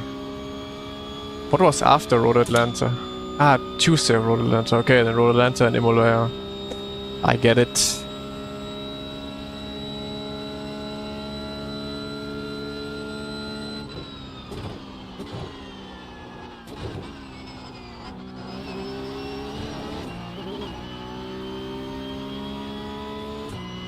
I forgot how to drive. I mean, you don't need to know how to drive on Daytona. You just follow the pack.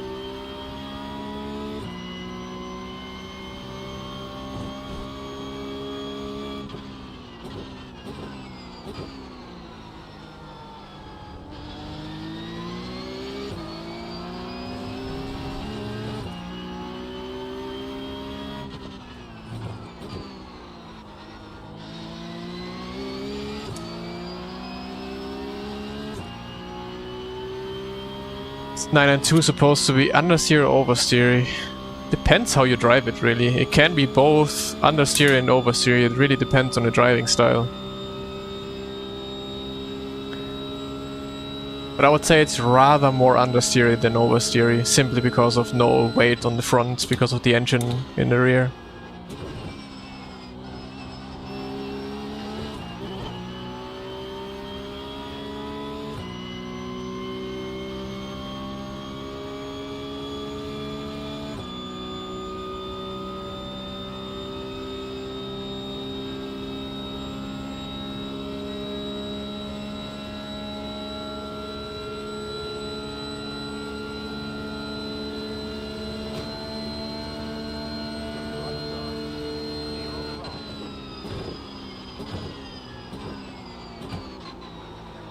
That was a little too late.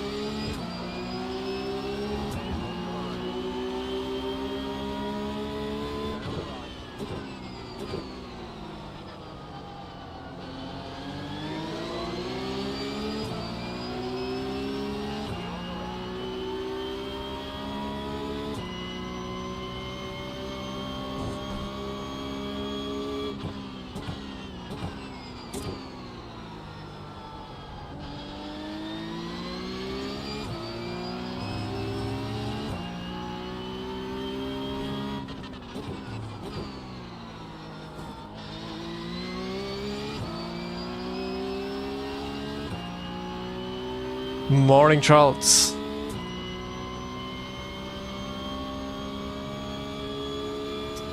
I mean, yeah, I'm braking low pressure in order to not lose time. Higher pressure would lose me time.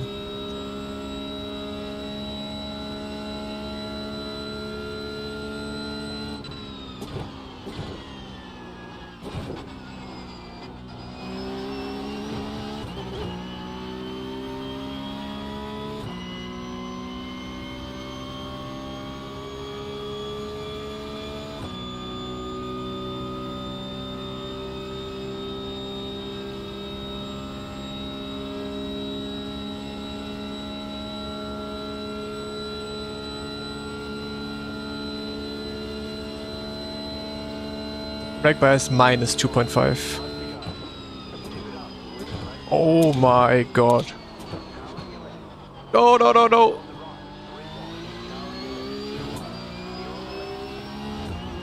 I don't know if I overreacted, but I wanted to avoid being hit while turning the car.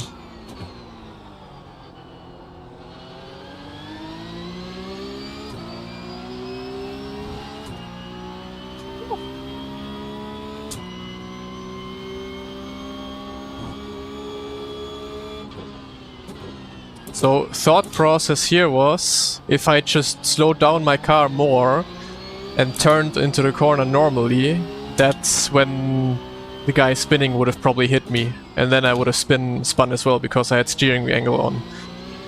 So, that's what I oftentimes mean with incident avoidance and awareness, is that you have to see this and like be like, okay, I have to just open up the steering, go straight, get off my brakes, so the car behind me who spins doesn't hit me. And a lot of people, I'm telling you, would have just continued braking, turned into the corner, and then obviously be taken out. And then they're like, yeah, I couldn't have done anything. Like, of course I got crashed, there's nothing I can do. But yeah, in reality you can do everything to avoid it. You might lose, like here, 3 positions. But you're still in the race.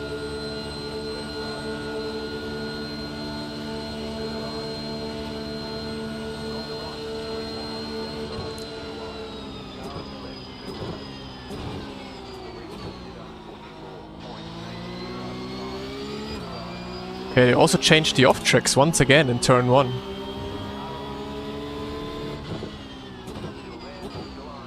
Because I was next to the white line and didn't get an off track. Which is interesting.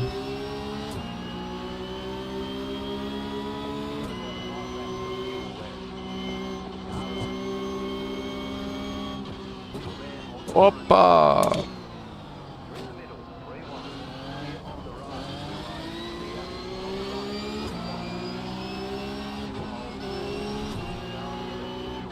Yo!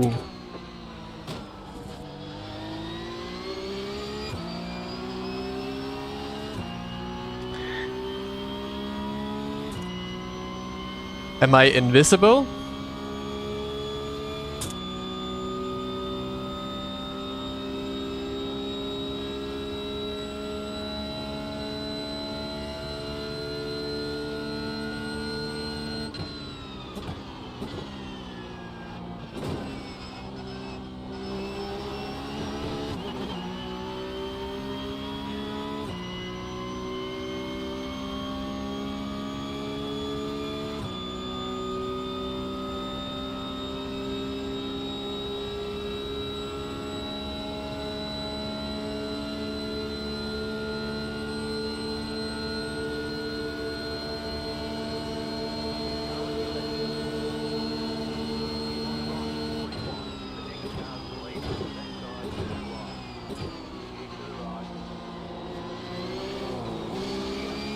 Fuck.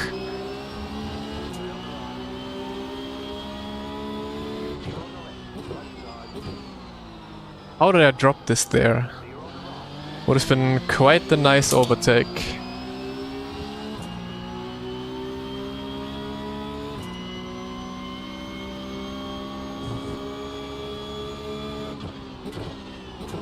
Yeah, move under braking more and more and more.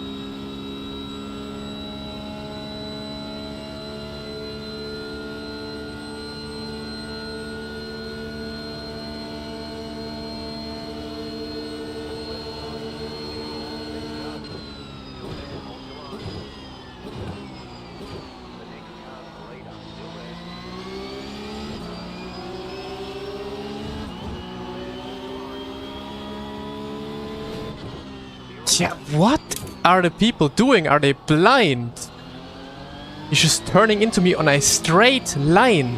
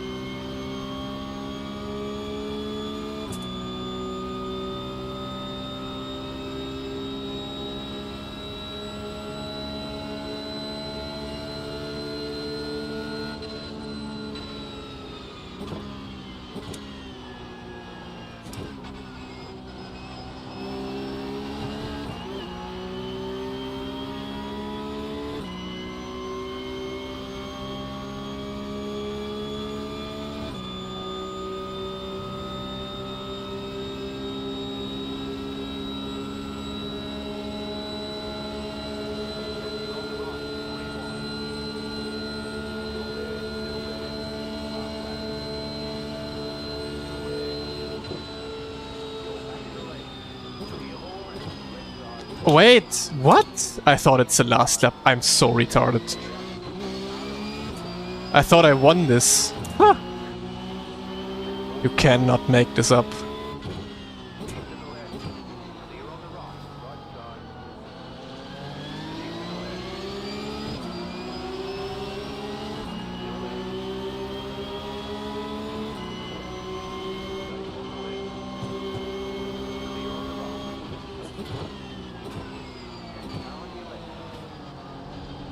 Why is everyone turning into me?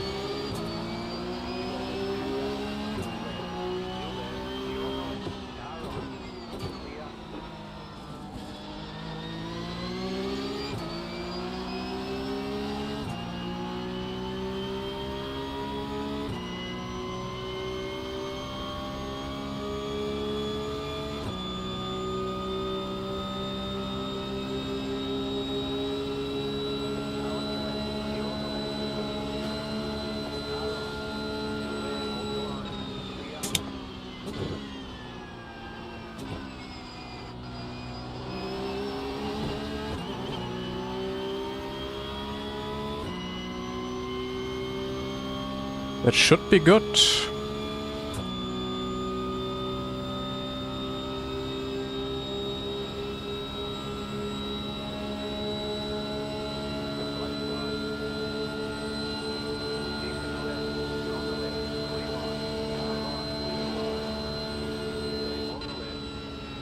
Shit, that was close. Ah, good racing though.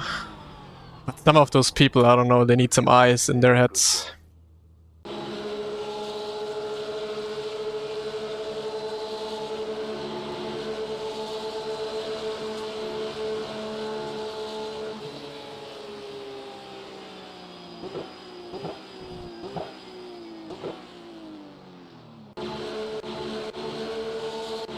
I don't... Like, literally, I thought I have won this race here. So I'm going, like, I'm going on the over the line and just going off the throttle. Like, what the fuck?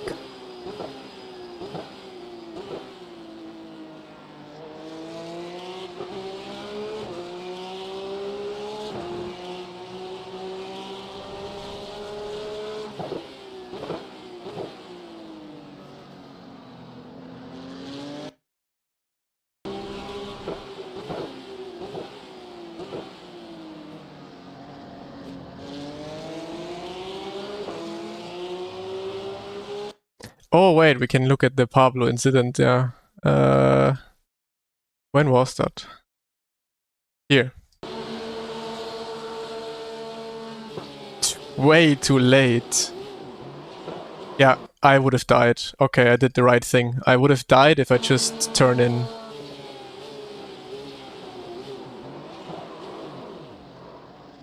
And this is usually prime example of what I take when there's people always telling me, oh, I always get crashed out and there's nothing I can do. No, you can do everything is in your hand to avoid this incident.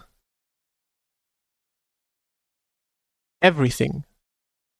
Like, look at my car in front. I'm braking. I'm turning into the corner and in my mirror I see this car coming steaming at me. Now with the spin, I know, okay, if I just turned in now, brake more, I would be taken out. Release brake, open up the steering, and just avoid an incident. That's literally how easy it is sometimes. I get it, sometimes it's impossible, but I'm telling you, 99% of all the people always complaining about that they getting crashed out every single time, would have just continued braking and turning into the corner.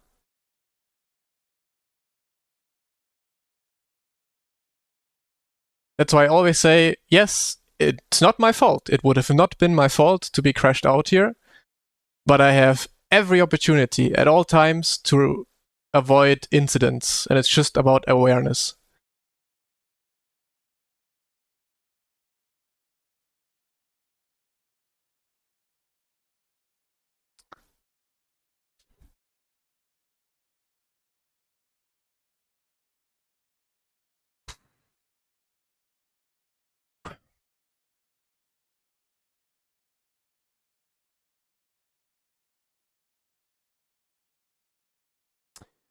I don't agree. I feel like in top splits, when everyone is so close in lap times, there I cannot afford to miss out, like to lose 3 seconds. But in lower splits, I would say it's much easier to gain back those 3 seconds because people make mistakes more often. The gap is usually a lot bigger as well in lap time. So if anyone has those 3 seconds to spare to avoid an incident, it's people not driving in top split where it's about every single tenth of a second.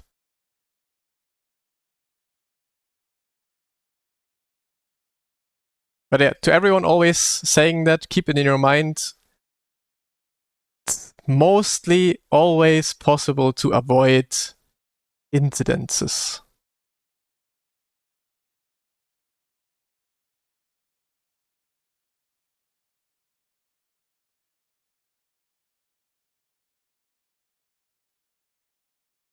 Save this replay for a YouTube video.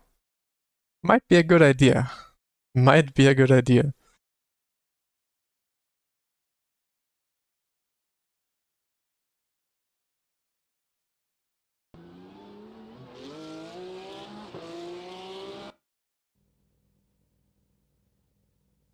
We're gonna do that. Save.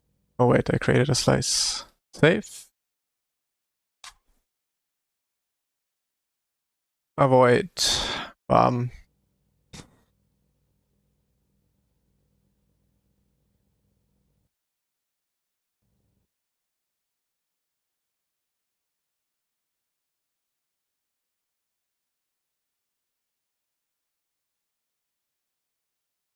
Hey, we at least gained some I rating.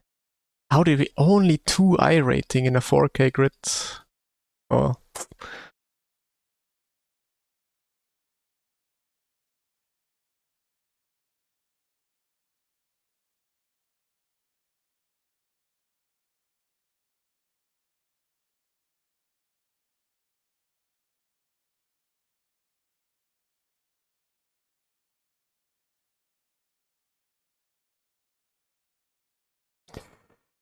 Good morning, Kapitän.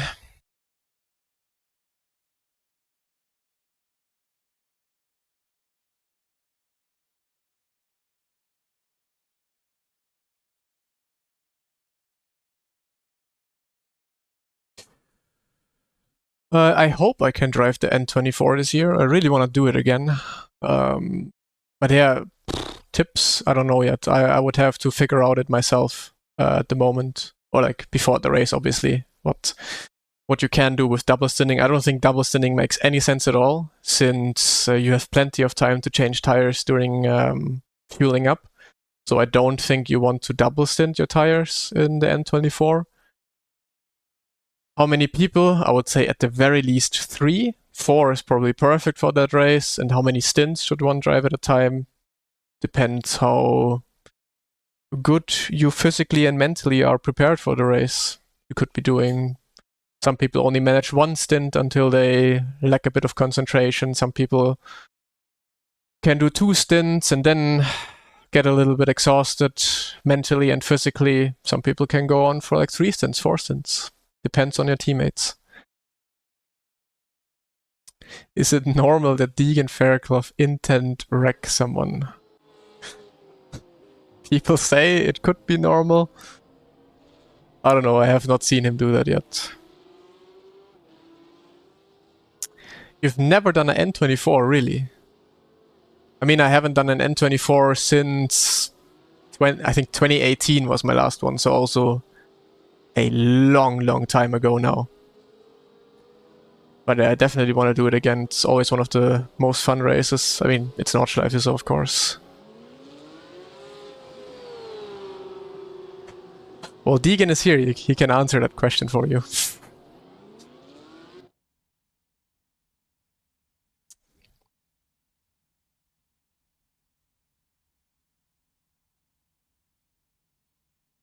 Beef? Always beef in here. No, didn't miss anything.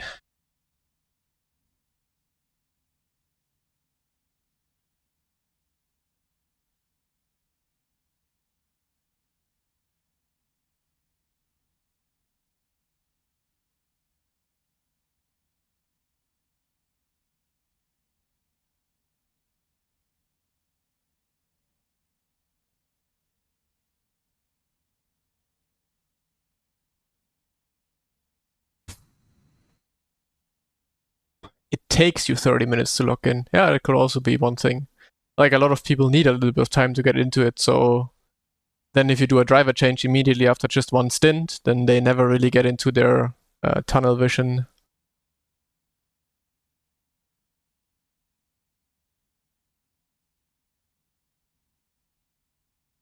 Who is driving?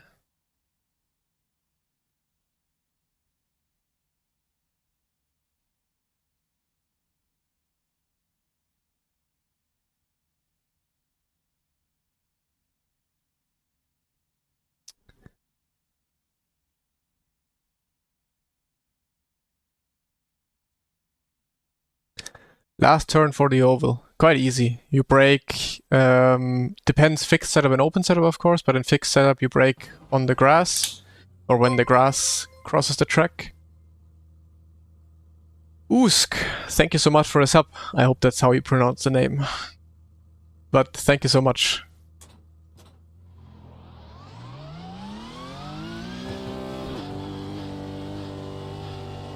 Nope, at the moment I prefer ultra wide over triples. Nailed it? Perfect.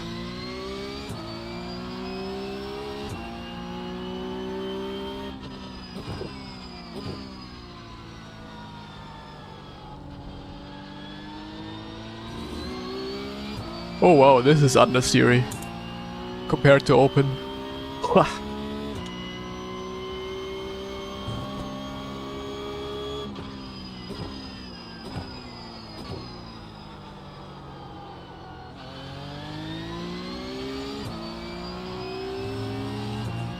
But you basically brake here where the grass is on the right, and then you almost spin out. That's how you do it.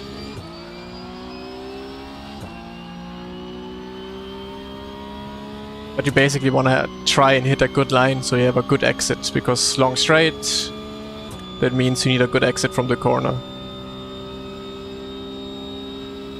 So maybe try and sacrifice a little bit of the entry speed in order to get the exit speed.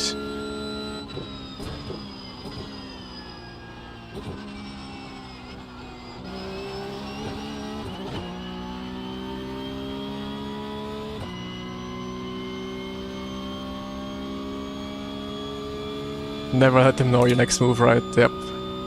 Exactly that.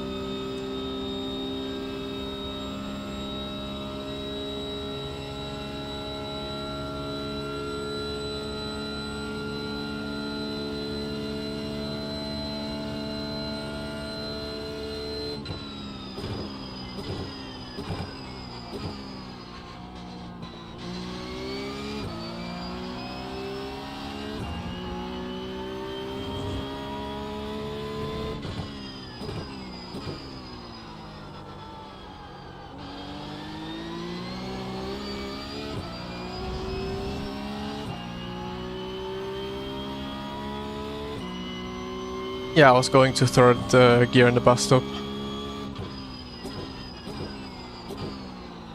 Might actually be worth trying out staying in fourth if you mention it. But I don't think you get enough rotation then.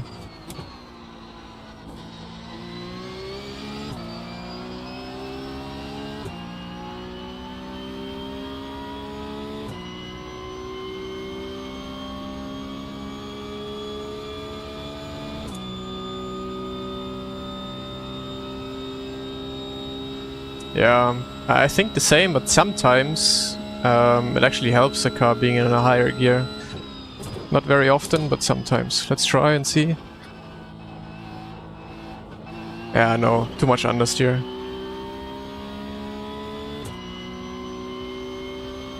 Is there a racetrack you have trouble finding pace? Yes, Spa. It's always Spa for me. Doesn't matter which sim. But Spa is the only track where I'm missing pace. Always, always has been.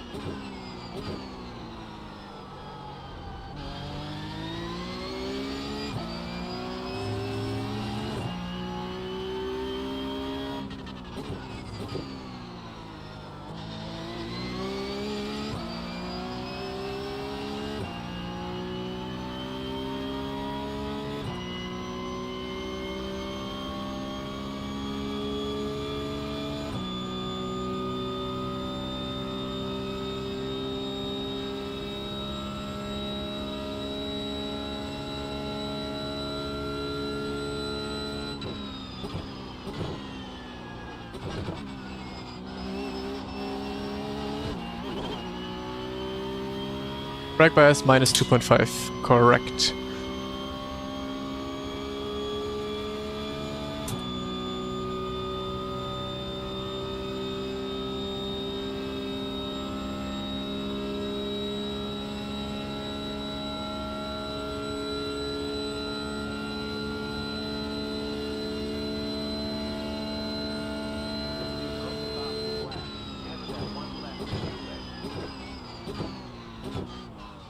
They say you cut the cord. You'll have to slow down and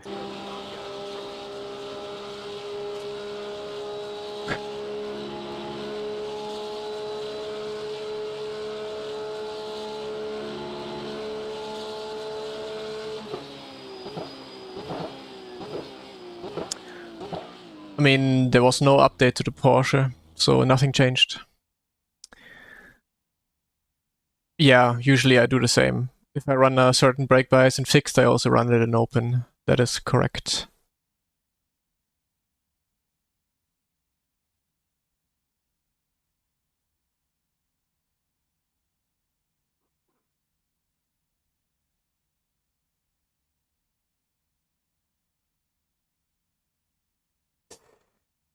How do I think I would do in Porsche Esports Super Cup? Um, Good question. I don't think I would be doing in like very well.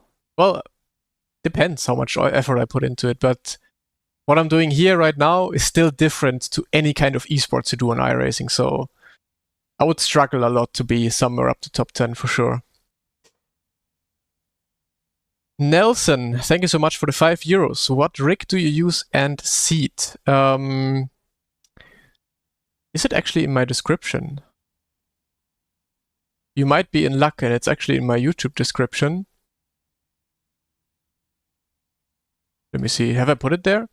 But you can also use exclamation point equipment.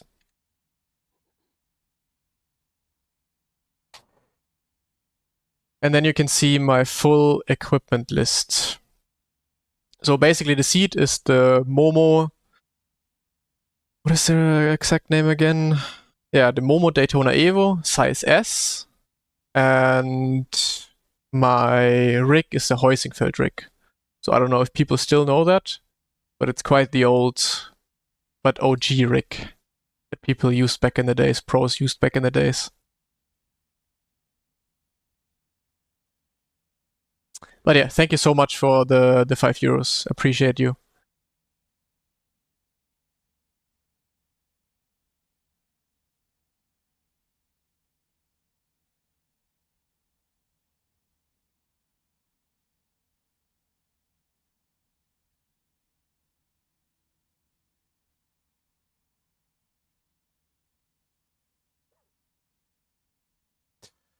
Damn, everyone's streaming iRacing right now.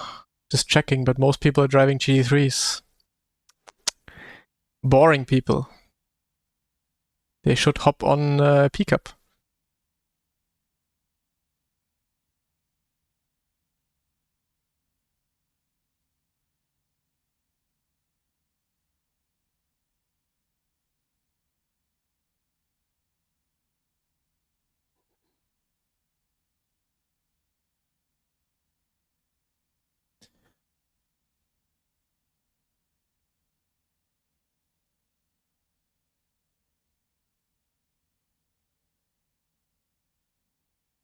Yep, gloves are prototypes at the moment from someone who wanted to sell them, so I cannot say too much about them yet.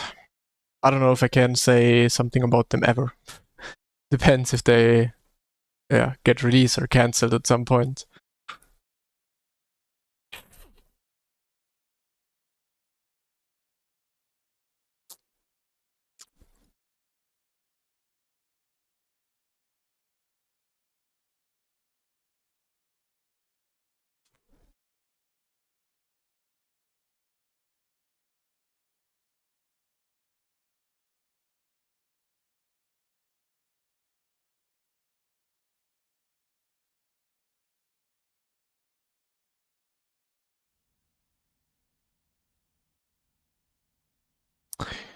Huge grid.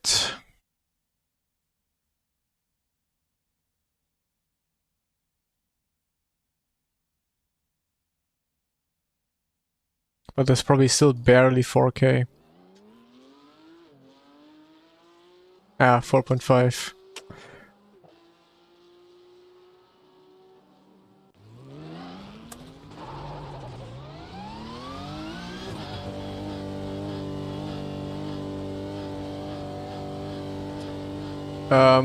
Moza doesn't have an exact kg number, but I usually say and think it's around 50 kgs that I'm using.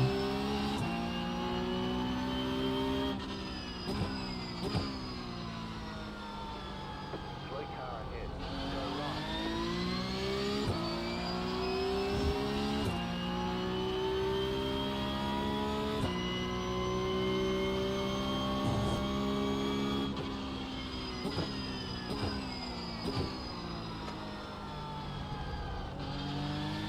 Travel distance, no idea. They're on the softer side for sure.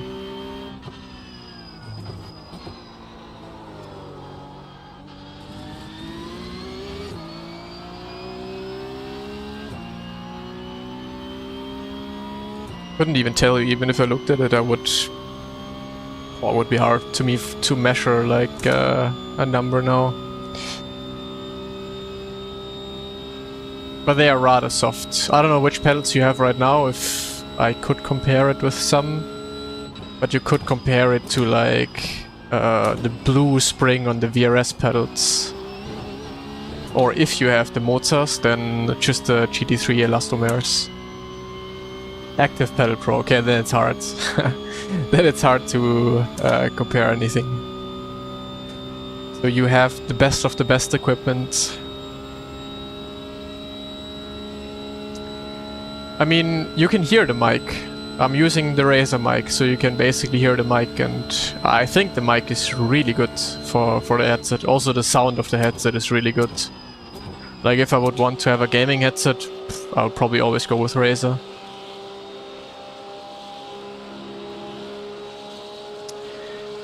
That TC? What do you mean with TC? This is fixed setup, I cannot change TC. No, not the Moza active pedal.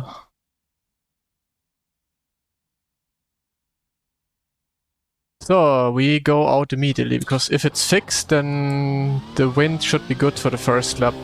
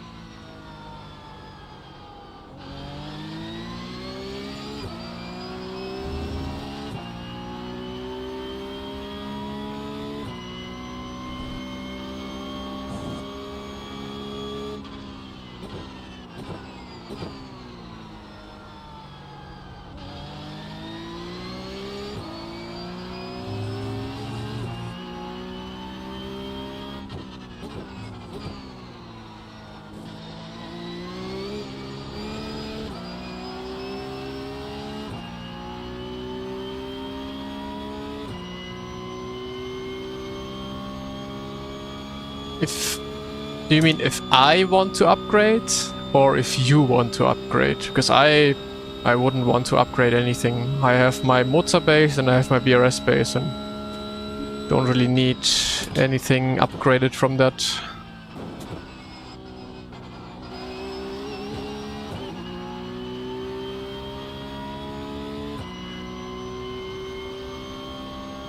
Not too hot? Since when do headsets get hot?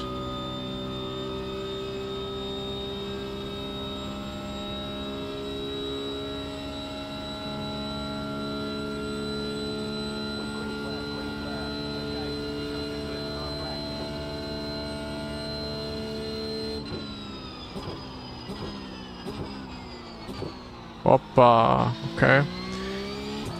That is not the turn one we want to have.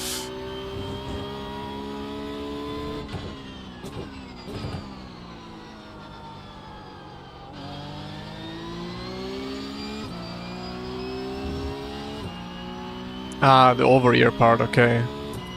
I mean, yeah, definitely hotter than like in-ears, for example, for sure.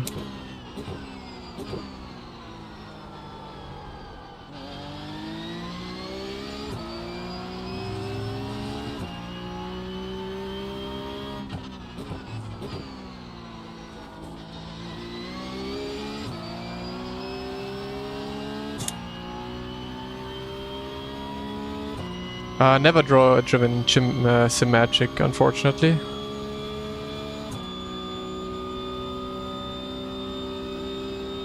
Already back. Well, first of all, we have to hit 0.5, 10.5, which is already gonna take quite a while here at Daytona, because winning here is, yeah, not the easy occurrence.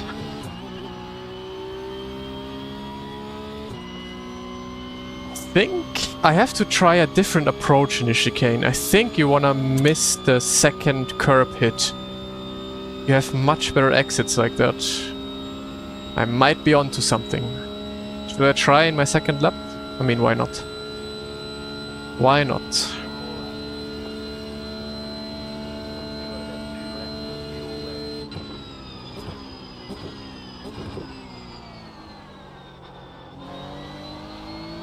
My god, great understeer.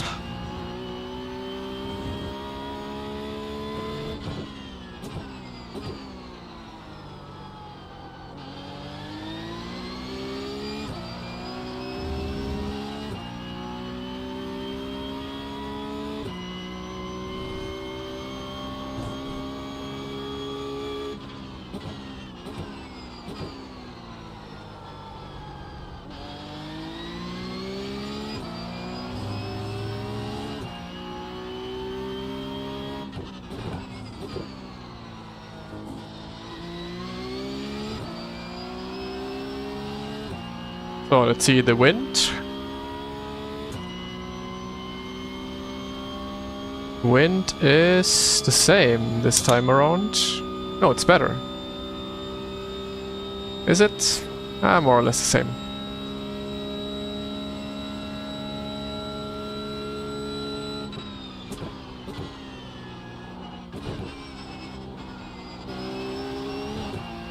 Yeah, not the best chicane. Yeah, really not the best chicane. That was not great.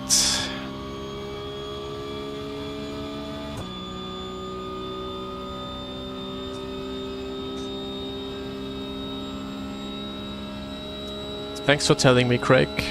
Doesn't change the wind on the server though.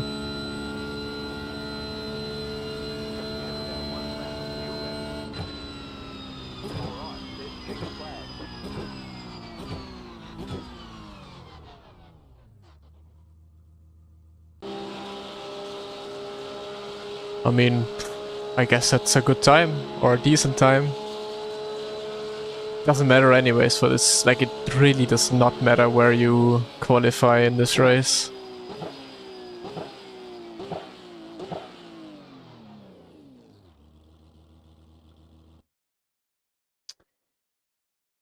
Alex had some issues, unless he's still driving. Nope. 3.6 for seatback.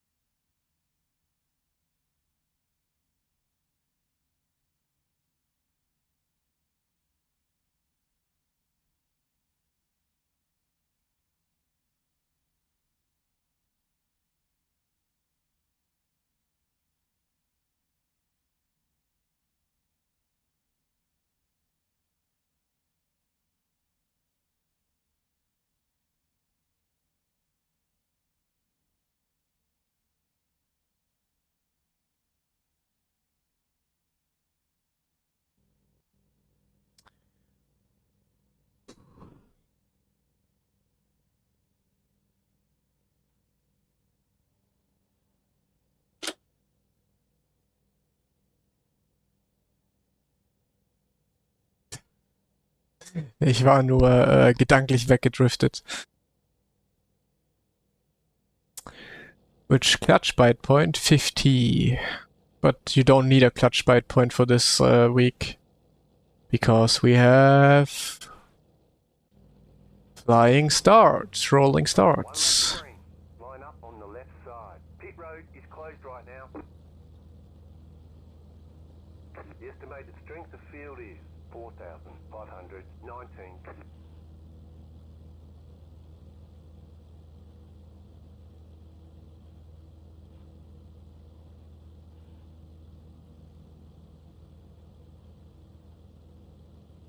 Biting point is 50. 5-0. But you can play around with it. Some people use 47, 48.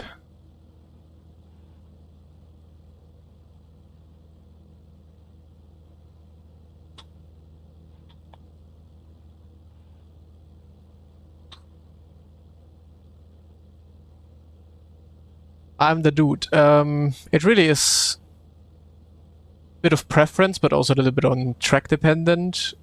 Since Daytona, for example, has a lot of grip on the track, you can go more rearwards with your brake bias in order to get more rotation into the corner. Other tracks where you don't have a lot of grip, like Interlagos, for example, or also Imola was one of those tracks, you can be a little bit more forwards facing with your brake bias, so your car doesn't basically spin out on you the whole time.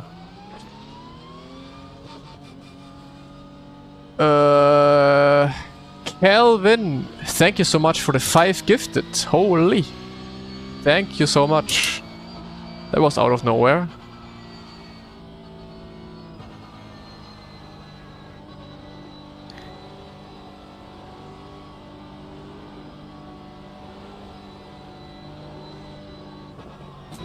Keeping the YouTube, the Twitch subscribers higher than the YouTube ones. I see it. People are battling out here.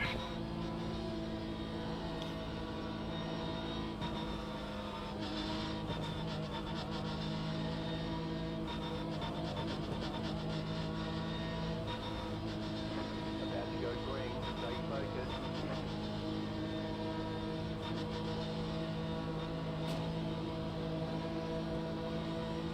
focused. Tegan is already pushing.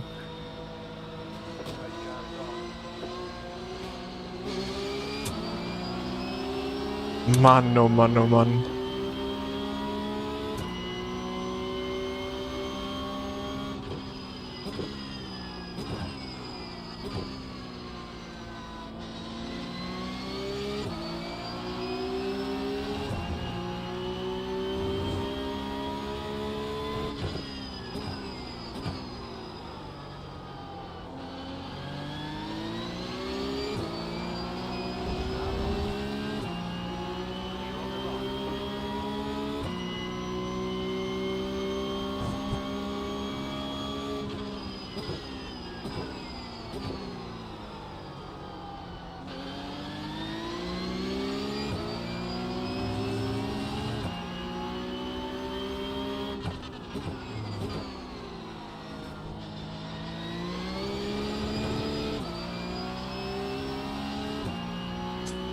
What the fuck? Deegan gets a lot of oversteer, I got a lot of oversteer.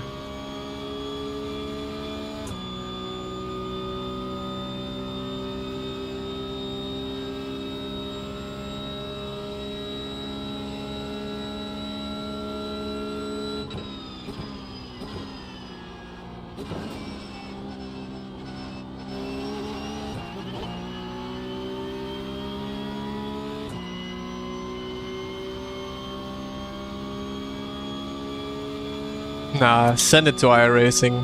I don't need to see them.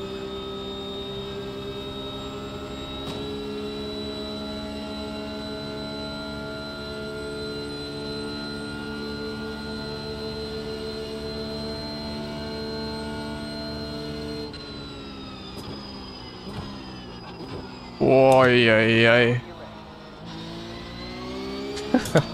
Okay, Pablo, good move.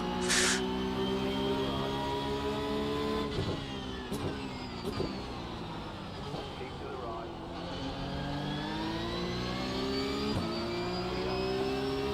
That was a big send that worked beautifully because I missed my corner and Deegan just left it open.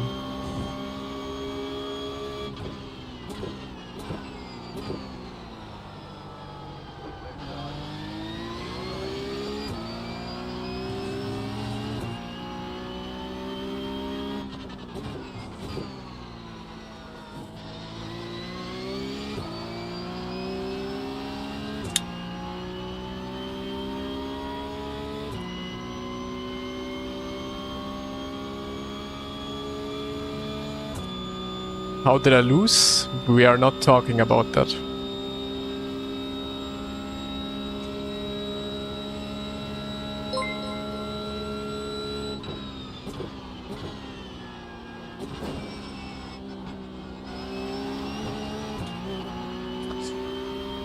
Rebeef, thank you so much as well for the 2 months in a row. Thank you, thank you, thank you.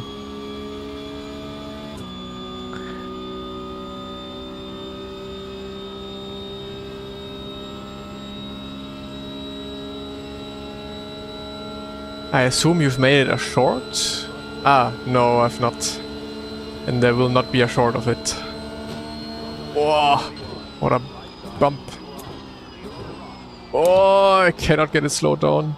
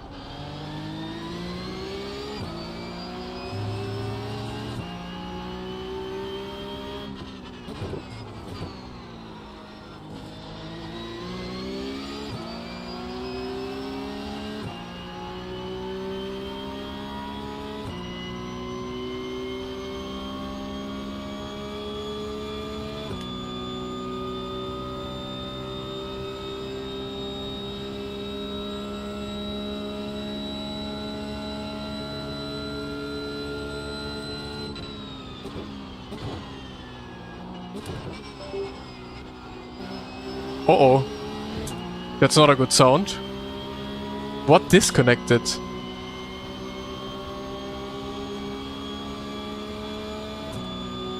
I think we're good though.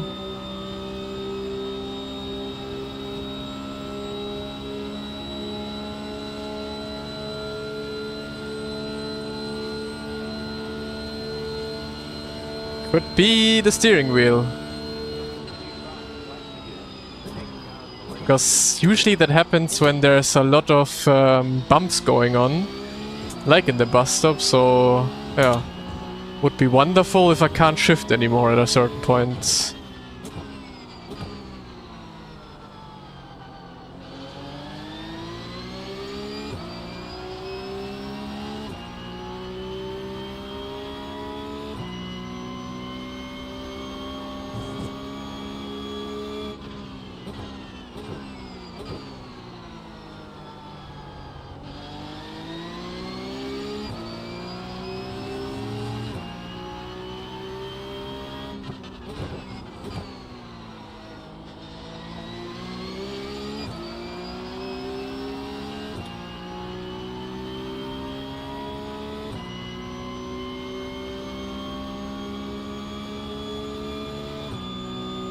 Been quite okay so far. What are you doing, Deegan? Are you texting again?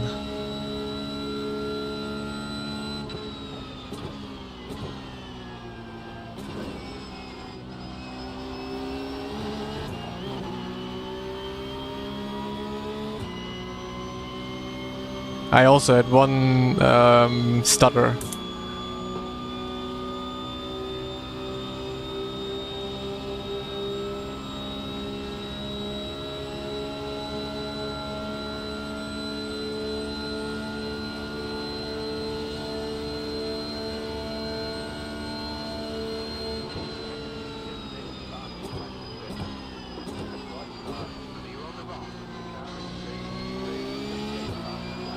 Okay, Alex is back with us at the front.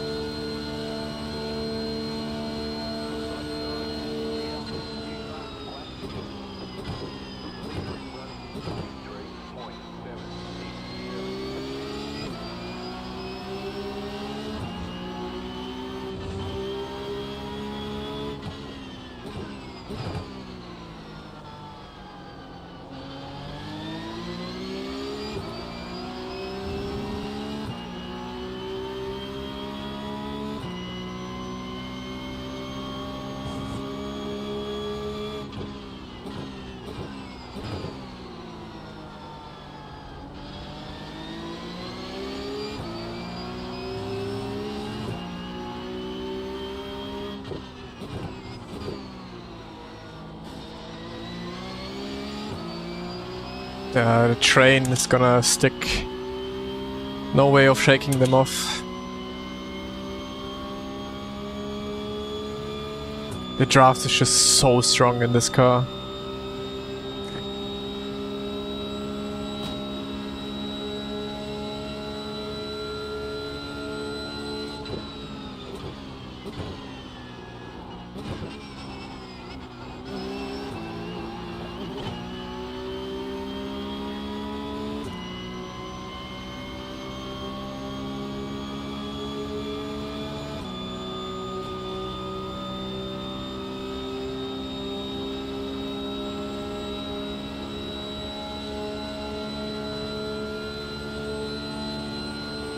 Patience game, basically, yeah. Wait until the last few laps when everyone starts getting crazy.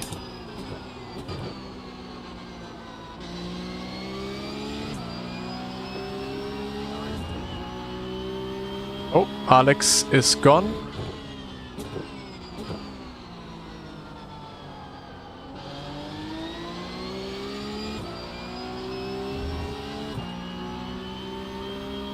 Definitely not reasonable, no. It is way too strong.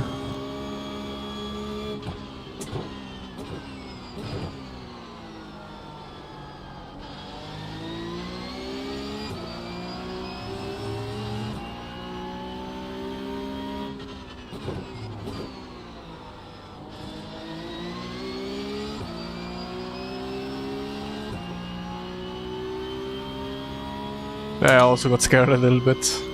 I was looking into my mirror more than at the apex.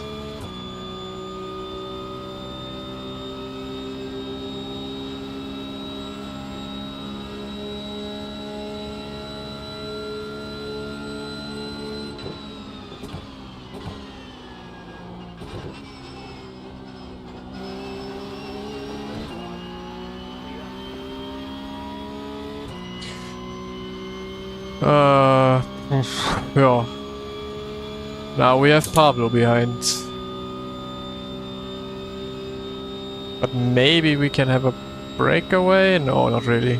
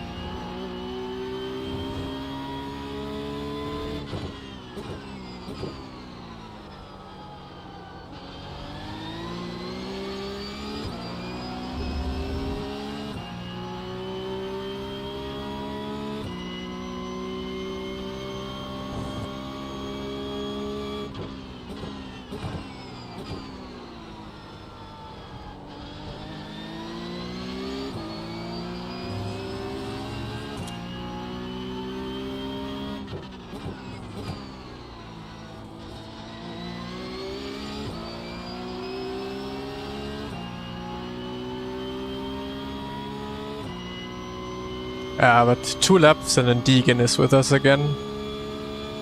So you can do so many mistakes around here. It doesn't matter. As long as you have a little bit of laps to go until the very end, it's fine.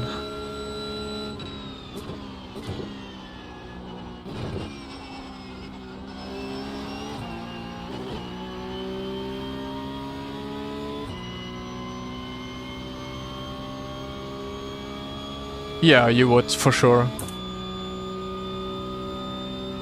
Depends how the engine temperature develops throughout the race. But if the engine temperature stays relatively cool or like good enough, then you would do the same. Like if you would not be doing it, then you would just lose time.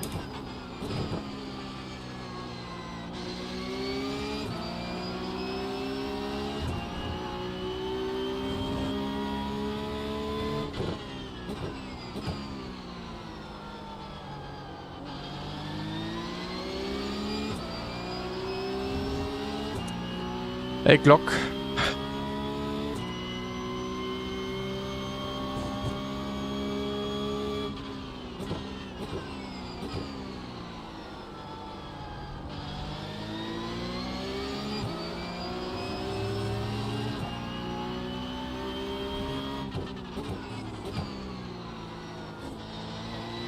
Yeah, this is basically like the Mazda races here.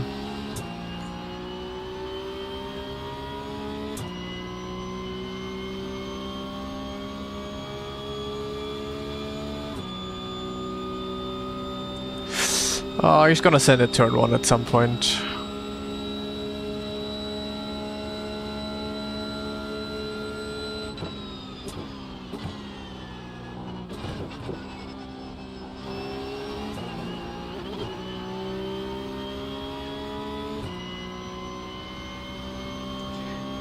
Did Pablo now also get an off track? Because he bump drafted me, touched me, and then I went off track?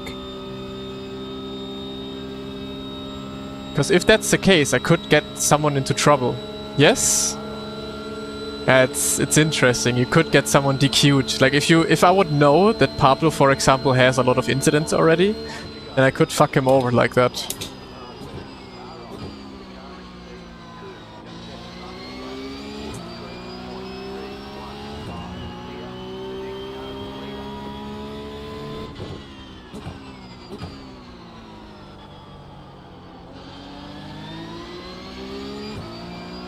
But who would do that?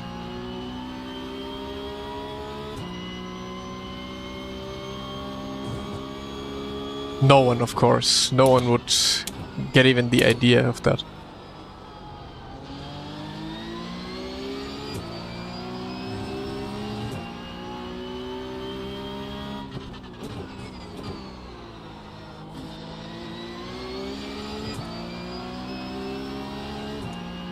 Yeah, I mean, I also only have 2x, so all good. There's no way you collect that many incident points here anyways.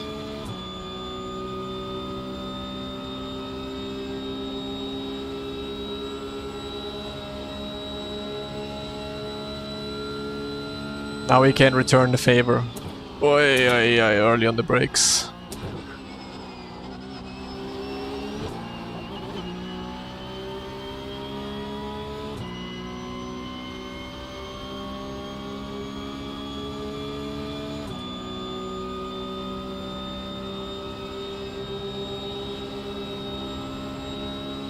$165 BPM. My man is sweating.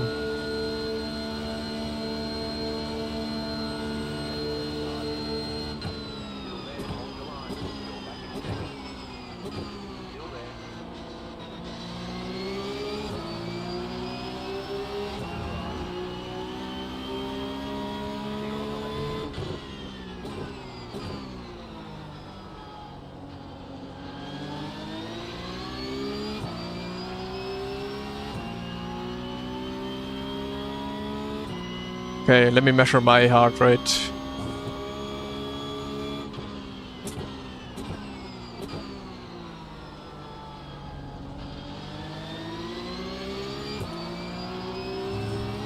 My heart rate is at 104 right now.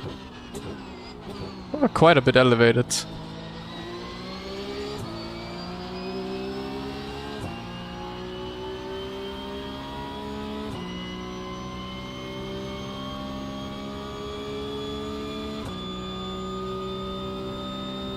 Moins and pray.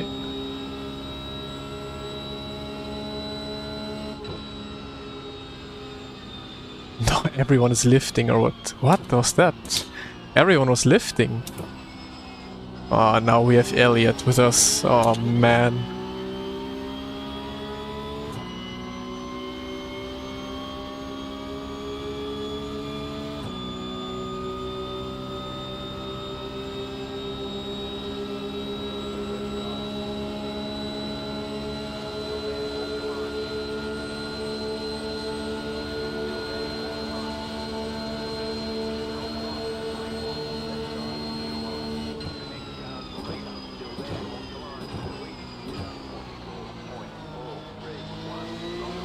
Pablo, hello, I'm on your right.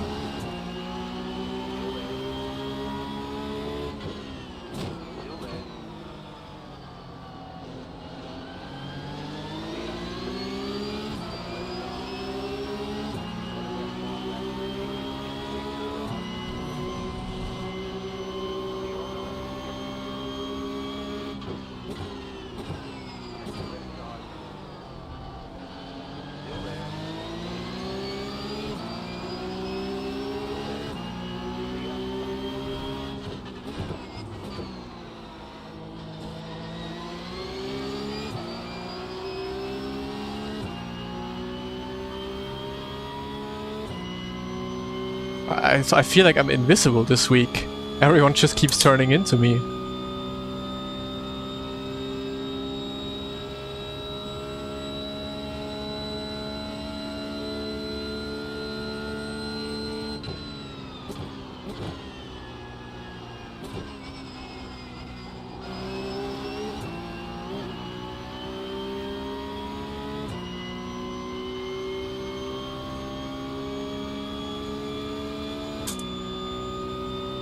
Let's see, after all that has happened now, what my BPM is like.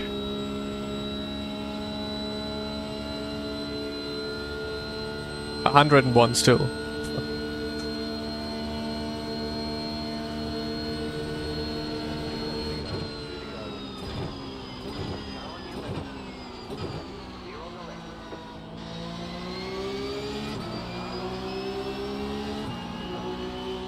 Pablo, there's people on your... It's insane.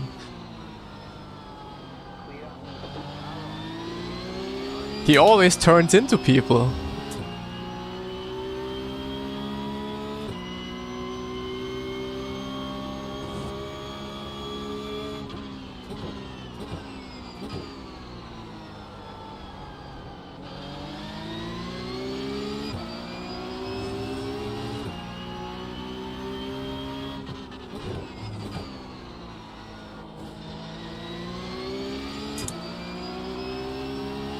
I mean, he probably said puta madre.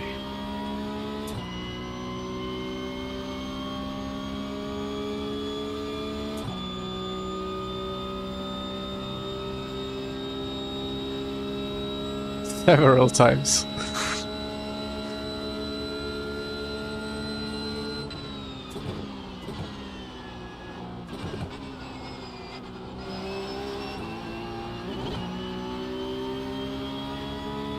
Dios mío.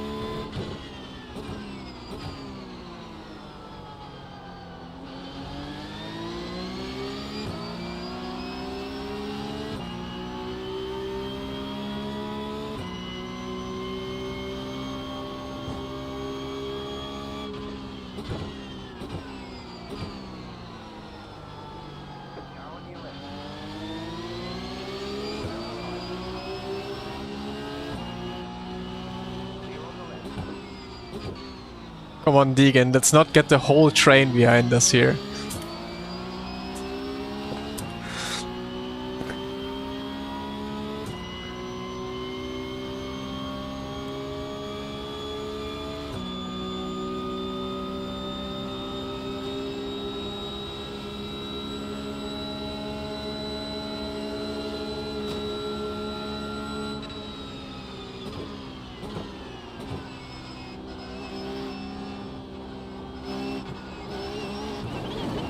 There's no way I understeer into an off-track. Slow down. How did I get understeer there now? Oh man. Yeah, GG's. It's over.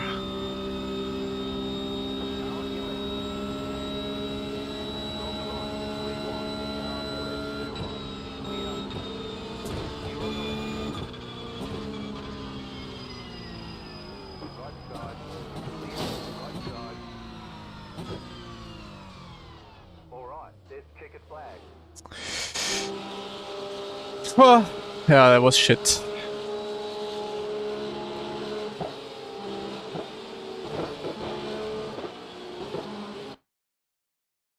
How is my car understeering so much there? I'm so slow. Look how slow I go into the corner. It just understeers. Huh? Ah, when did that happen? That happened before that already. The fuck? Weird. Yeah, also, all of a sudden, just insane understeer. Very strange. That's when Pablo was just throttling out of the corner again. And then next lap, he did it again. It's just turning in.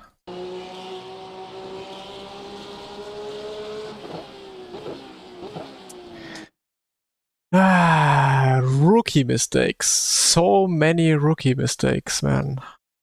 Annoying.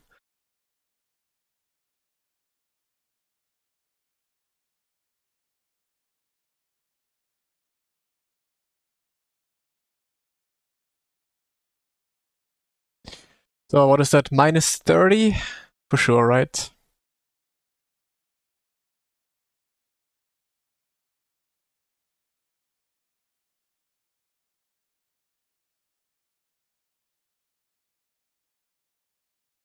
Oh, yeah.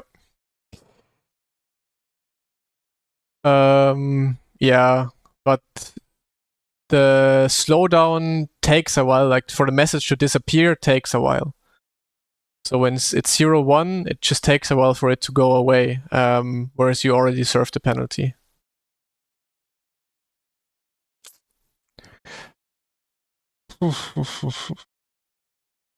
Insane, man. Insane. Yeah, I mean, this week is not going to be good for iRating. It's just going to be luck all the time. Like, winning races here is so hard.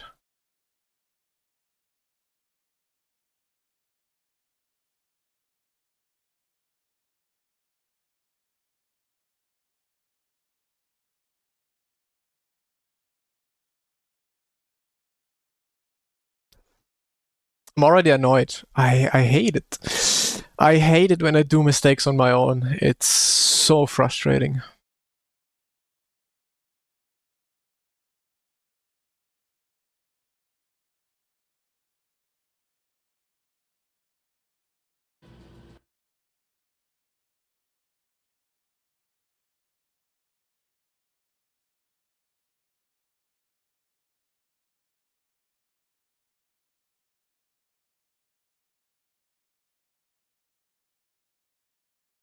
Seven 30 seconds at. Holy, that's a lot.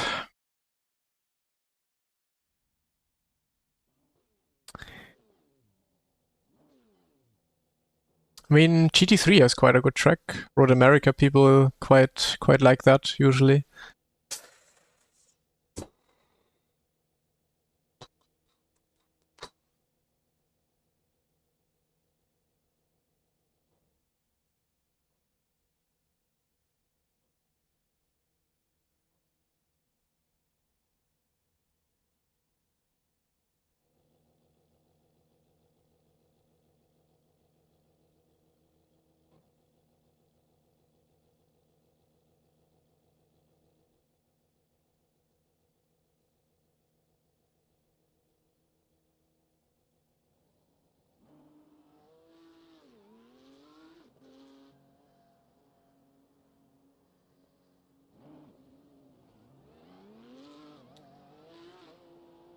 So.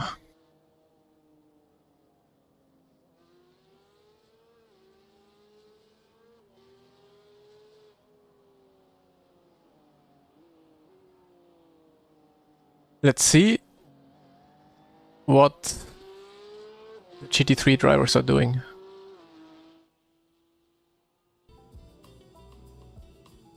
Changing tires? Yeah. That's it, go.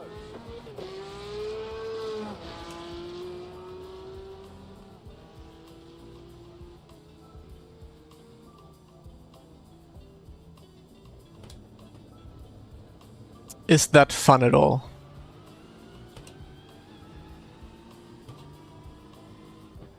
I mean, GT3 is never fun, right? Is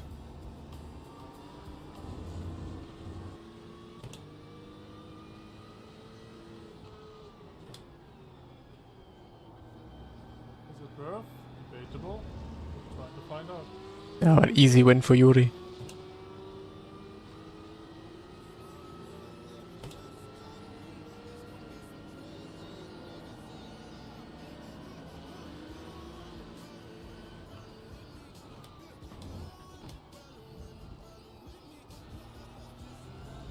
Ah, I see it. This is the best comment.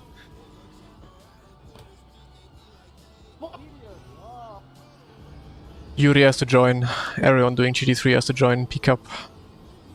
What's Pablo doing?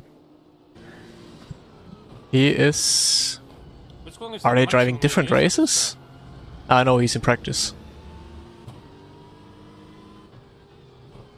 Maybe it helps me a bit with all this rear lockup, I don't know.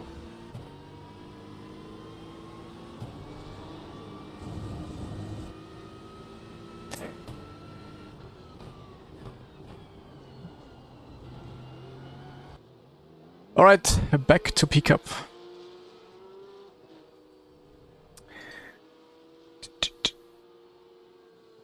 Nah, I am the most terrible GT3 driver you can imagine, so that would not work.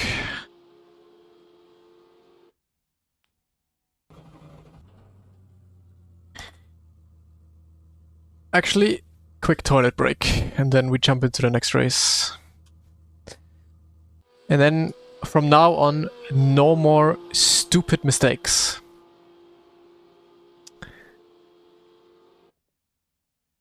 Having the iRacing default is okay. That's the only thing I use as well. The overlays you see on my screen are literally just for chat, like for my stream. I don't see it myself, so everything I am using is iRacing, standard stuff.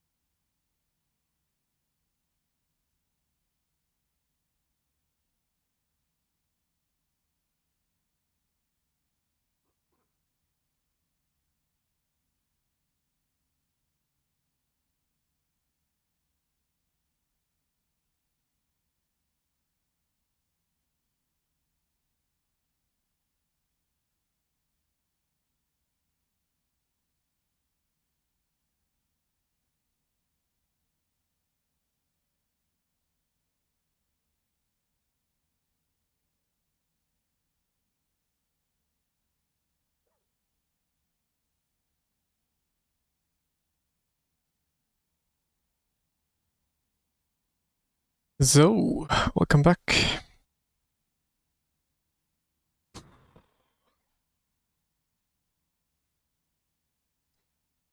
Ah.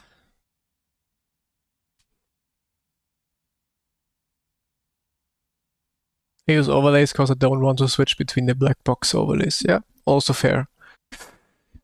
Yin Yay, hello. Are some drivers just too upset about a setup, or they just cannot adjust themselves to the car setup? Wait. Are some drivers just too upset about a setup, or they just cannot adjust themselves to the car setup? I mean, I don't know. I don't think I quite understand your question. But yeah, I think there's some drivers who obviously have different driving styles, and setups are usually made for certain driving styles. So you could get a setup that just doesn't suit your driving style, you know? Always complaining about the setup. Yeah, I mean, procrastination, like, or is it that word? I mean, no one wants to admit they're bad in driving, so first thing you can say is, yeah, setup is shit. I use elastomers and I'm using the GT3 setting for it.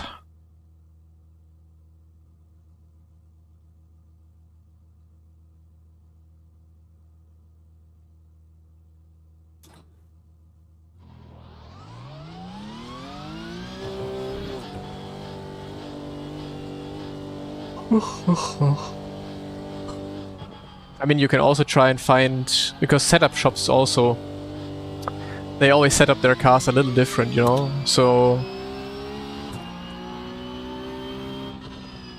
if you're not comfortable with one setup from a setup shop, for example, then you can also try different ones and see if the driver who sets up your car has maybe more similar style to your driving style. But if you drive a fixed setup race, then of course you need to adapt to the setup, because even if it's not your driving style, you need to adapt, otherwise it's over for you, because you cannot change anything in the setup. No, not the ones from the brake performance kit.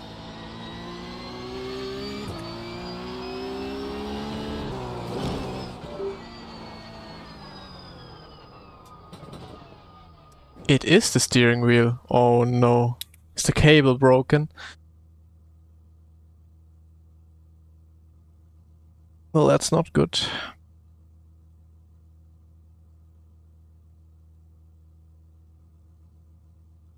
I use Go setups.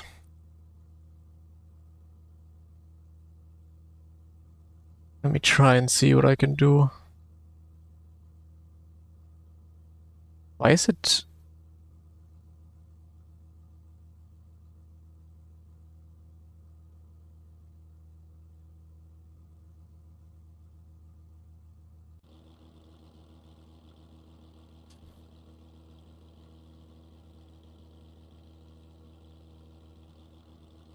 Ah, wait, something...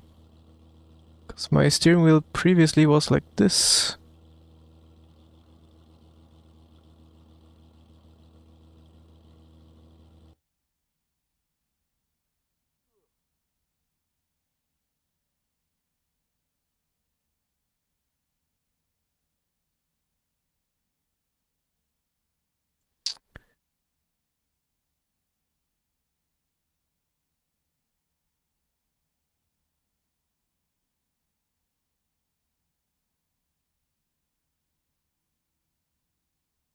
Okay.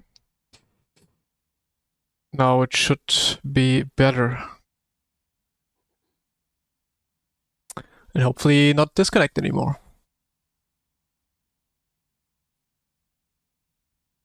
I mean, I'm not gonna say the wing I'm on, but you generally want to try and get the lowest wing possible in this track, right?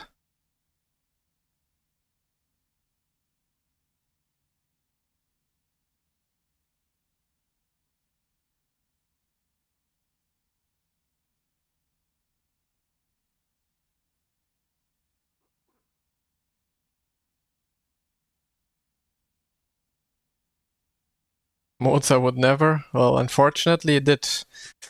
Otherwise it would not be on the shelf in the background. You share your setups on Discord? No, the setups are from Go setups. I do the setups for them.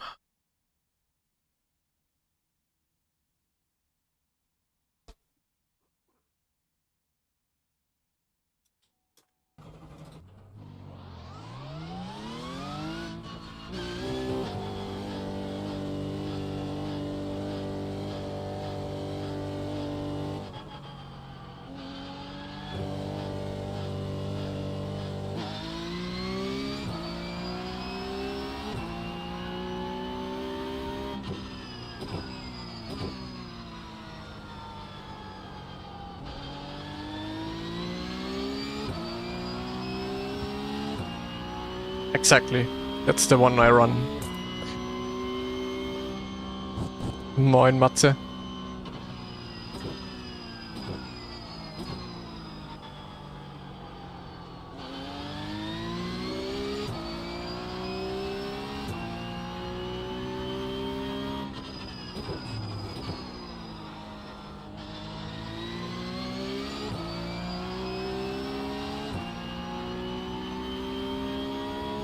Night Flight, hello.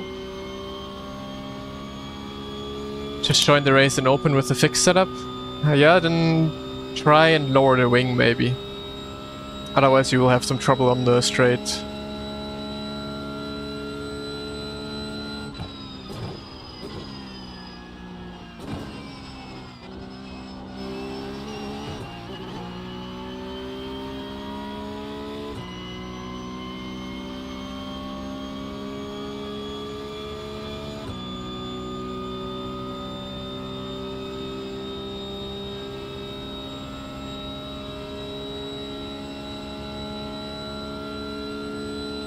How much faster is open than fixed? I don't know, I never tried on the exact same weather, so... Good question. Next question.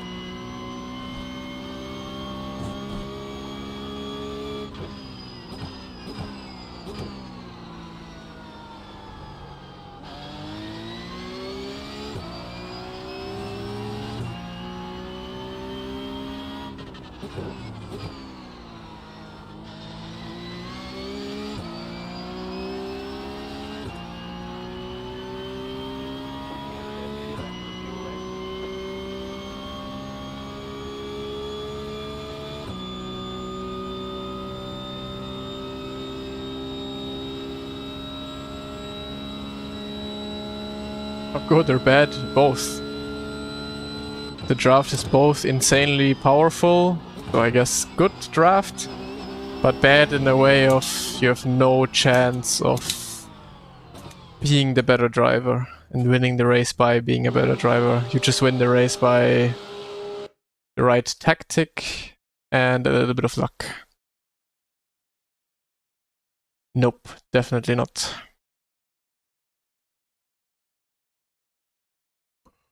Gloves are not to be disclosed. Prototypes.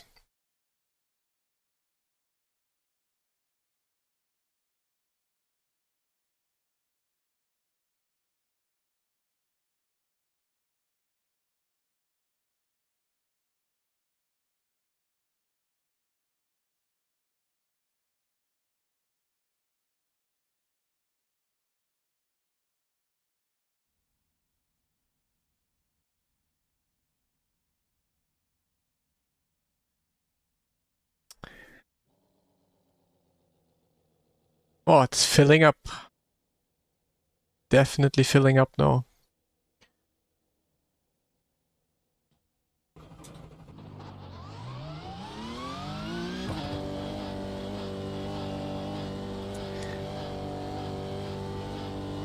Yes, Moza pedals.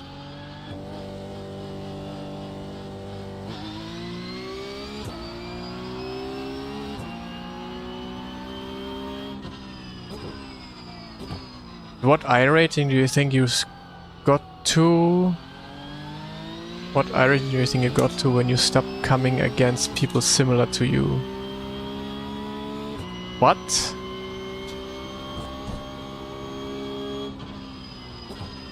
Does that question make sense? I don't know, I don't get the question. I don't get it.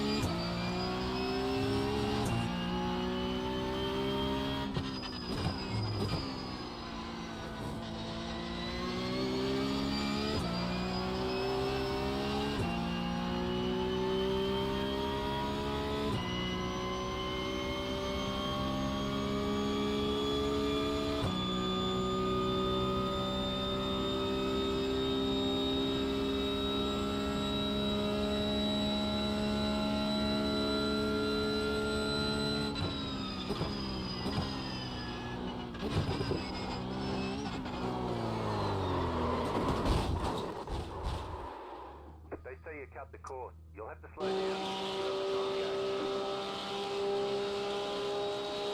gauge. Like your iRating is at 10k, but there must be a time where everyone else's iRating stopped being at your level.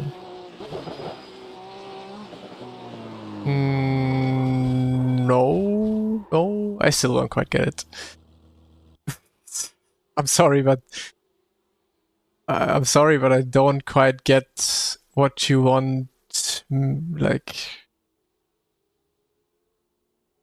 I'm not like the highest rated driver or so. So there's like there's 100 other drivers that still have like 10k iRating, and so I never stopped being somewhere where everyone else was not.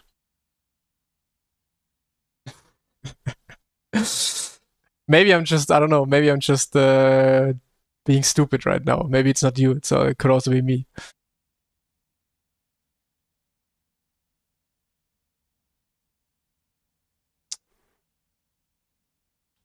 Wait, let me wait a bit, maybe.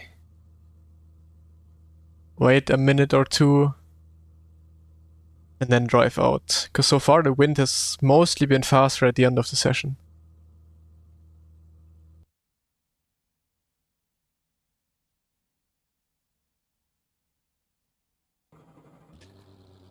Wind. Oh yeah, the wind is supposed to go down. Question is if going down is good or bad in that sense. But you can see the wind here, it's changing a lot.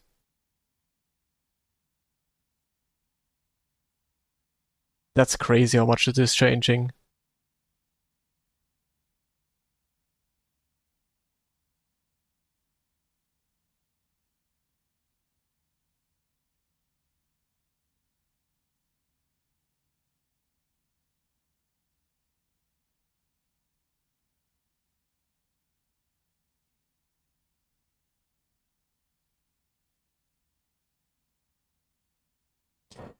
These are my exact settings. Boom, here. Clip it, screenshot it.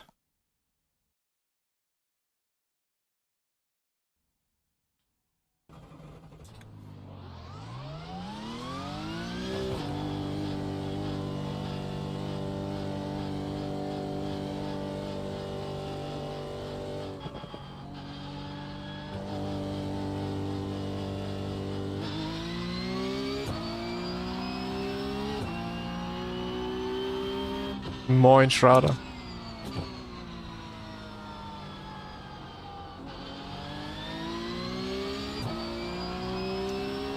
Bias minus 2.5.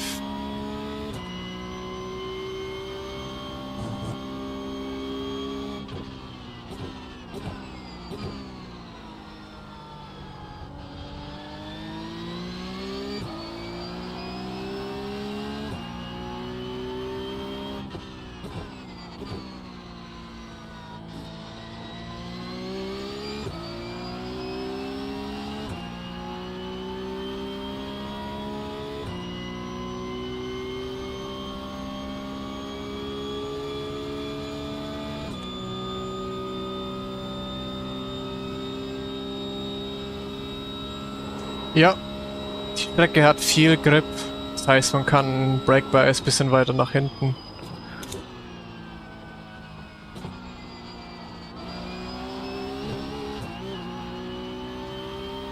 Last race today? No.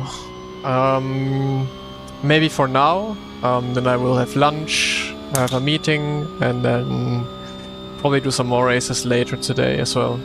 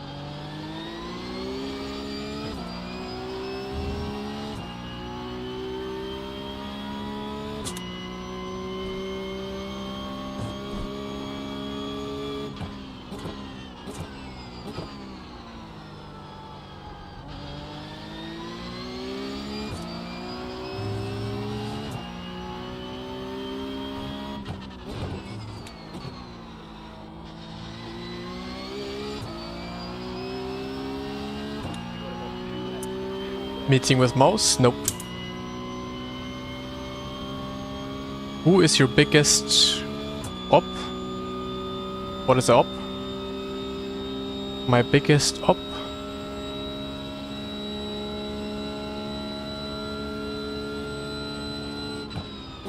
Keine Ahnung, ich fahre kein GT3, also ich wüsste es nicht.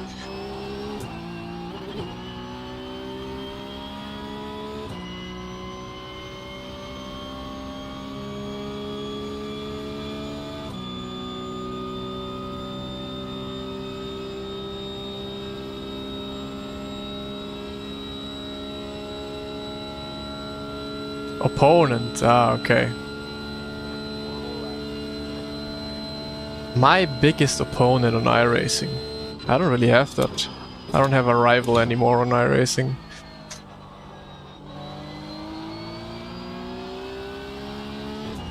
At the moment it's Lasse.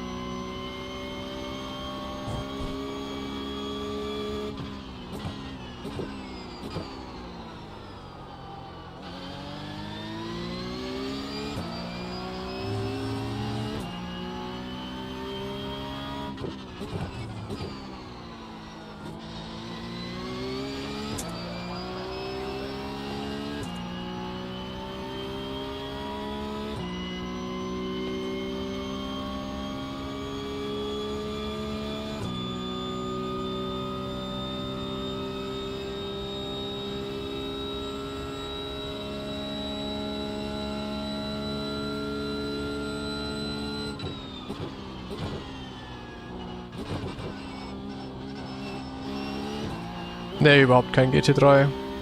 Ist einfach nicht meine Welt auf iRacing.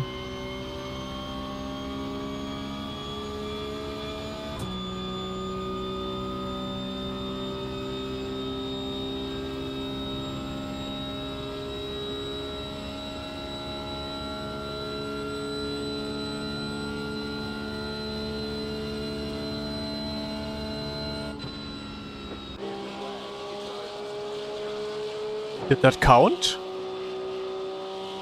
Ah. Why is it stopping so fast sometimes? Like you go over the line and boom! Session done.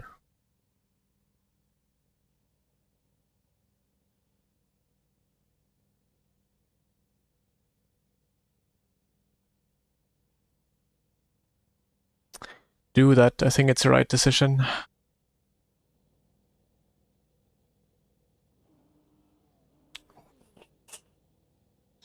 Ich fahre nicht mehr in echt, nein.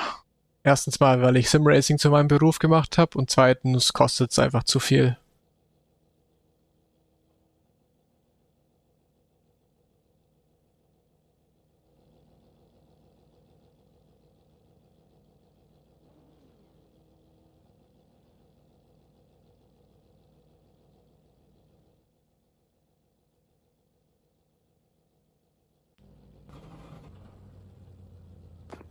I'll try not to take you out into turn 1. You're starting P5, nice. Also good luck from you. The estimated SOF is 4,591. 4.5k again. Okay, okay.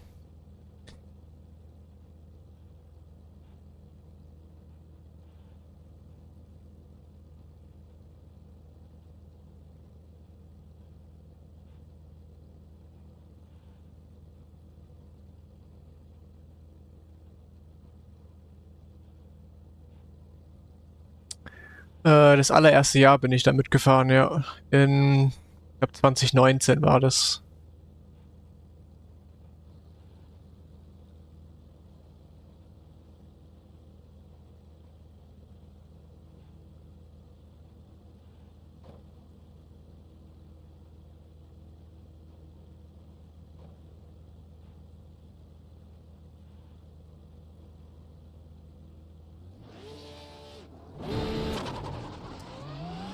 I'm having 52.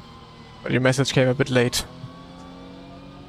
But I'm driving 52 liters, but I think 50 should... 50 could be close. Could be quite close. But it should be enough.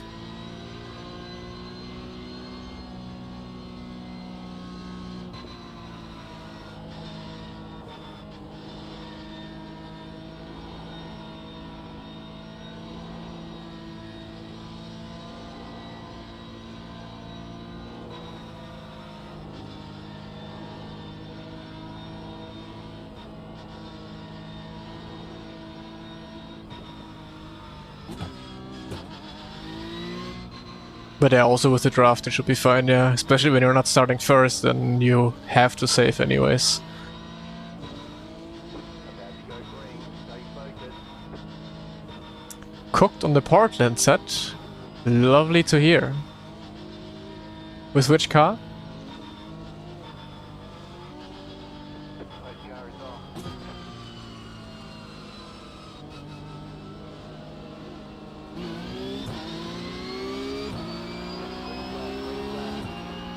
Porca, yeah. Was a good set and car for this truck.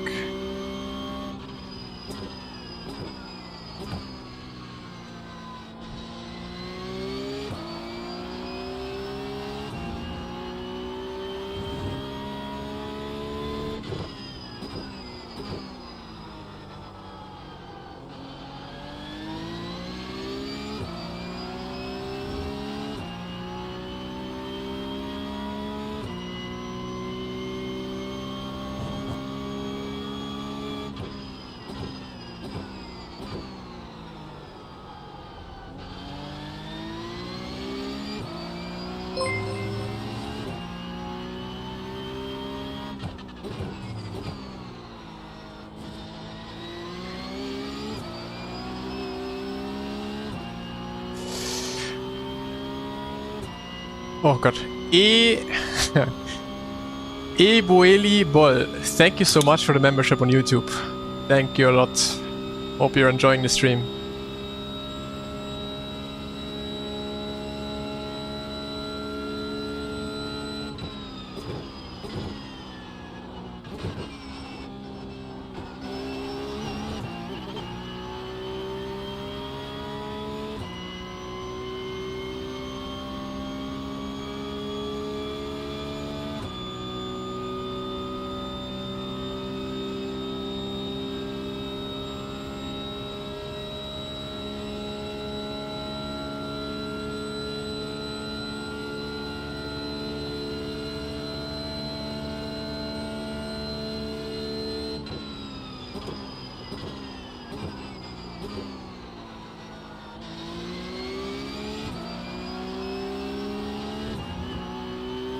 Nee, definitiv nicht.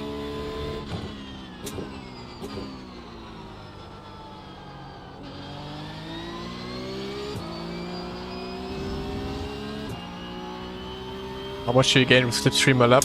Poh. Could be up to a second.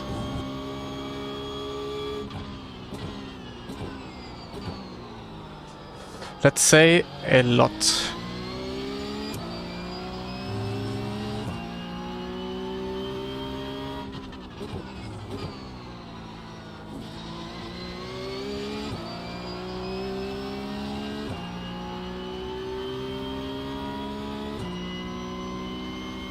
I mean, we can check next time I cross the finish line, if I don't get a push, but should be around that area, yeah.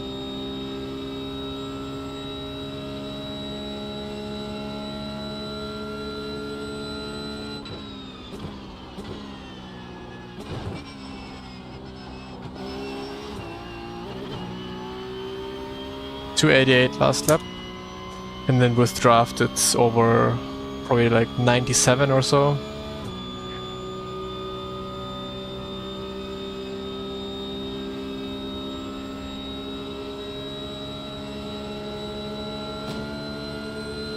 Let's go.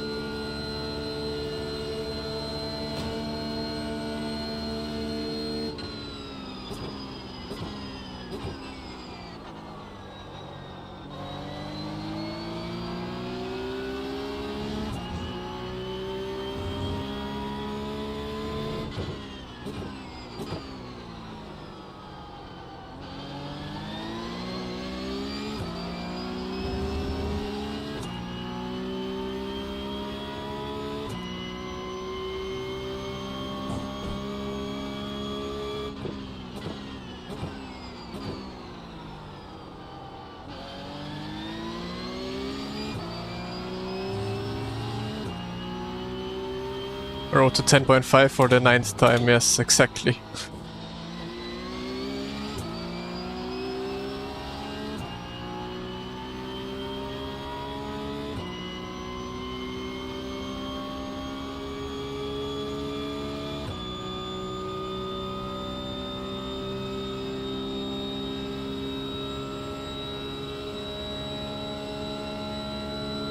Hey Pablo, good racing today.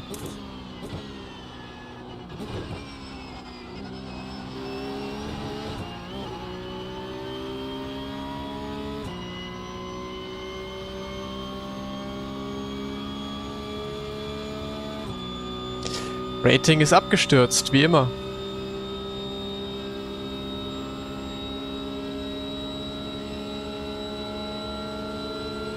Boah. Holy.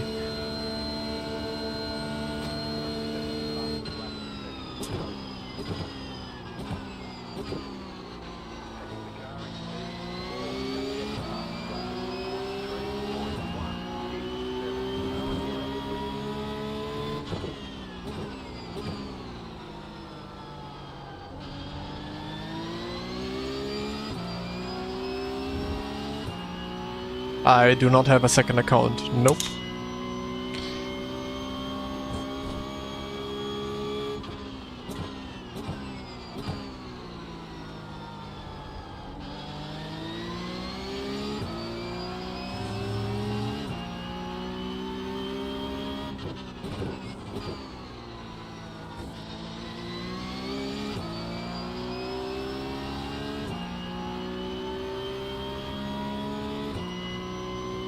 Imola.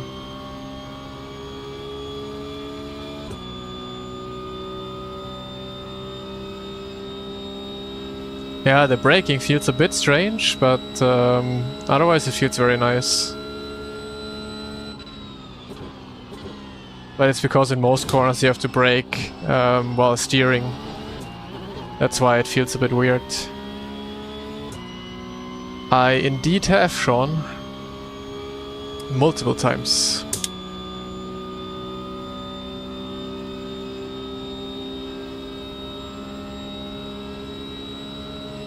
This is open setup right now.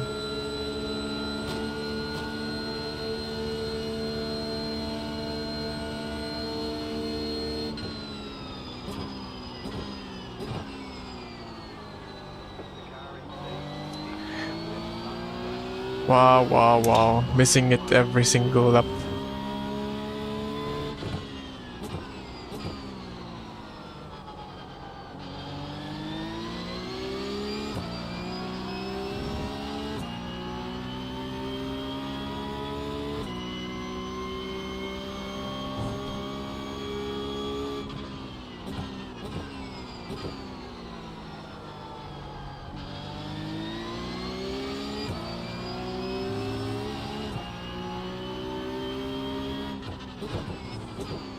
I mean, yeah, you want to be braking at like around 50 to 55% into turn 1. That way you only activate the ABS slightly, which you want to have. You don't want to avoid it completely, you just want to activate it slightly. And yeah, so you need to brake like 50 to 55% into turn 1. If you hit turn 1 correctly, then third gear is better. But if you don't hit it correctly, then second gear is better, so I should go back to second gear in order to hit it better.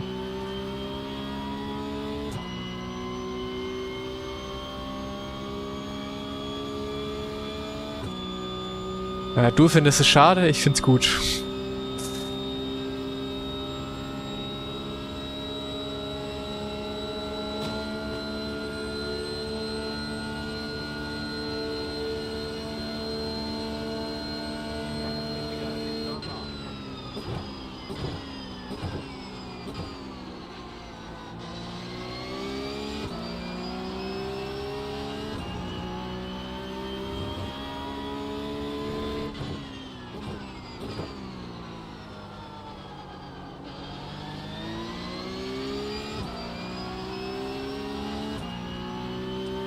Just before the green light. Not exactly at the green light, but just before that is my braking point.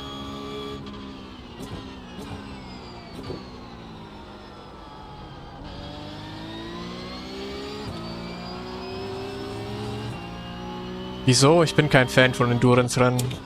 Generell.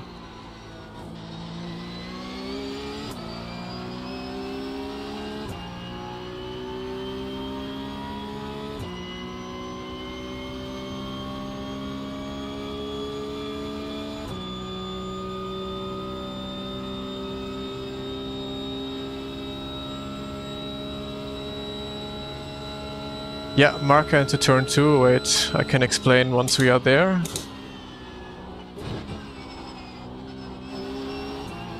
But basically the white lines on the ground, you brake pretty much exactly on the last white line, or when that last white line ends, that's your braking point.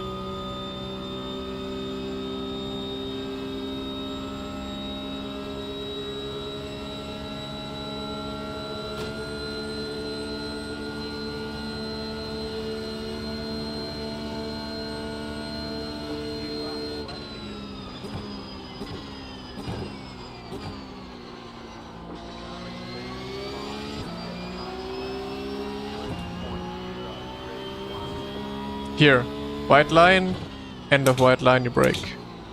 Like basically the dotted pit exit line.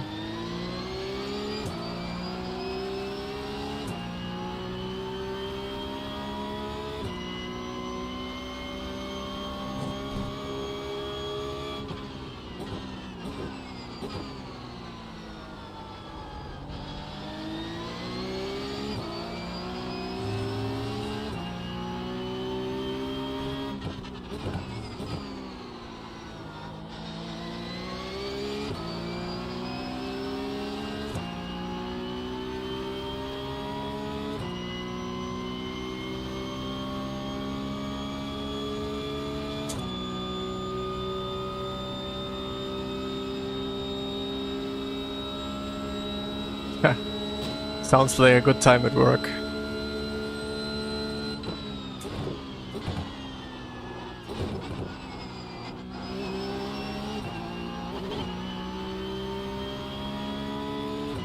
What wing do I have here? Go setup. And that wing I have on there. Sorry, but I cannot just leak it.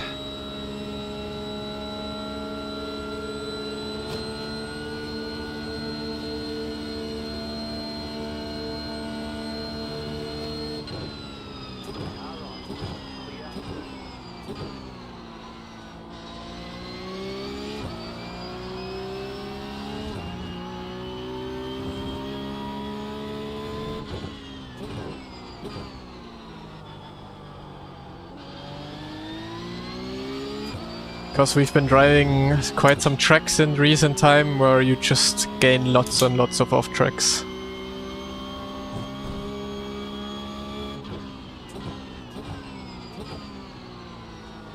And it really doesn't matter for the Porsche Cup.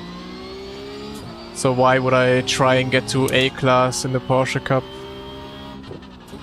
if I don't need it?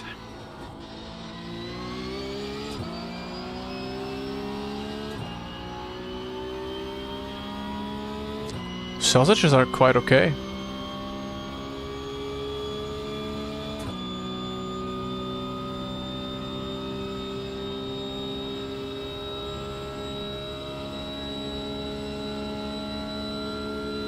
You can message, you can open up a ticket on the official Go Setups Discord that you had some trouble filing in the code on checkout, and then they will most likely help you.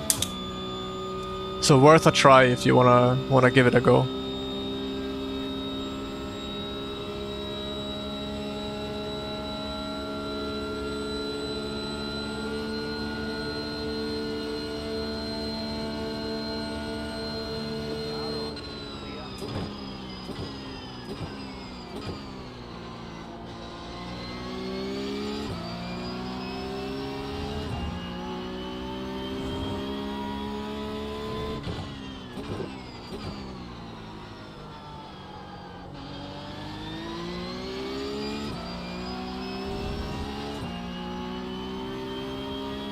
That's not correct. Brake bias is at 47.5.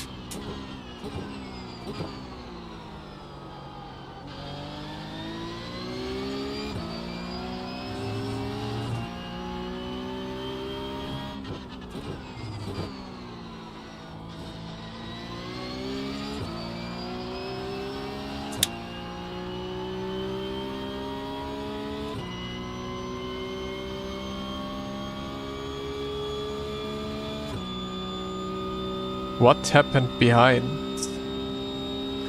Bit of a gap. Not sure if that's enough though. Probably not.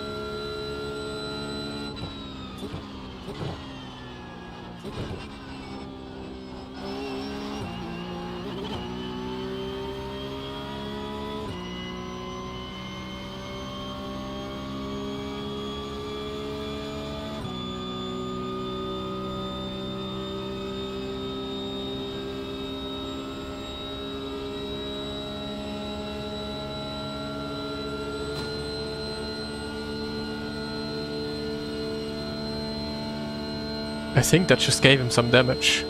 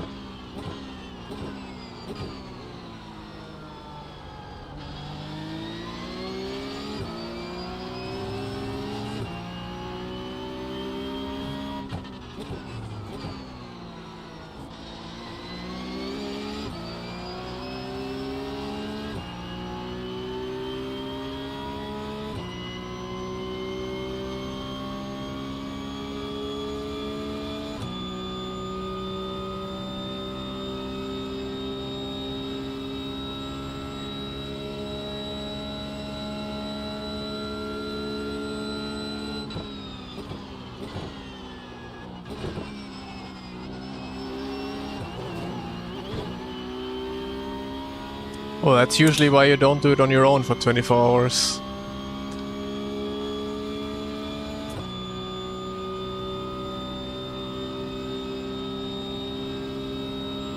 But unfortunately it didn't even work to drop P3 and everyone else.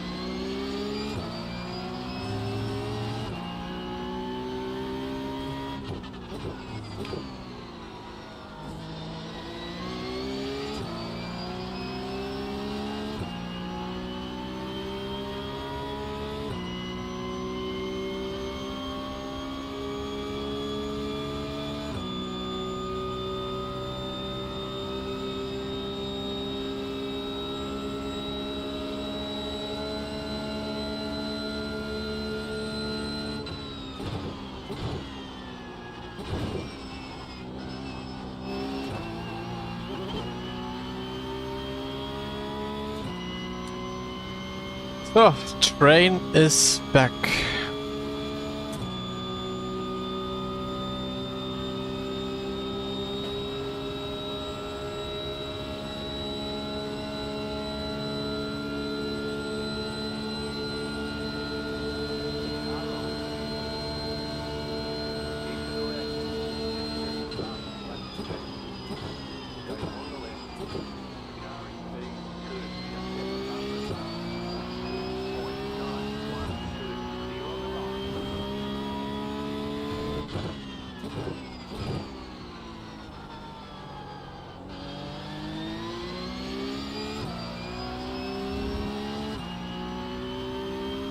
Nah. Run doesn't work like that. I need more of a gap.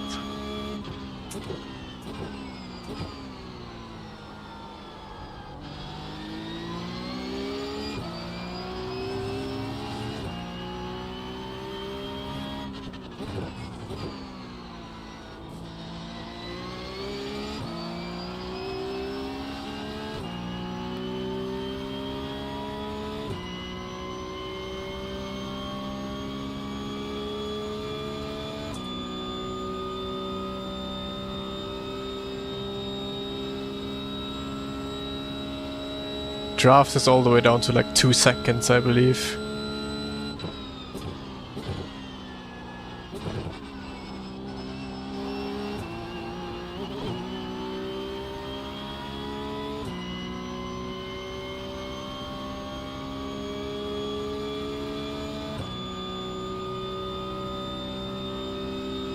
Possibly even more in this car.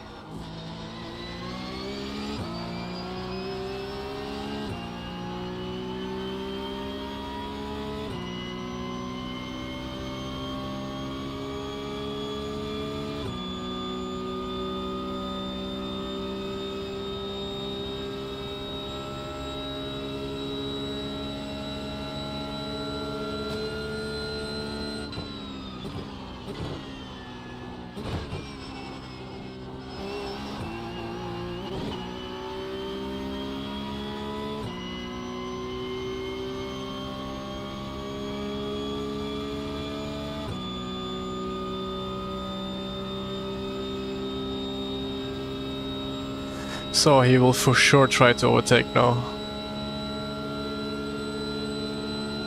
No, okay.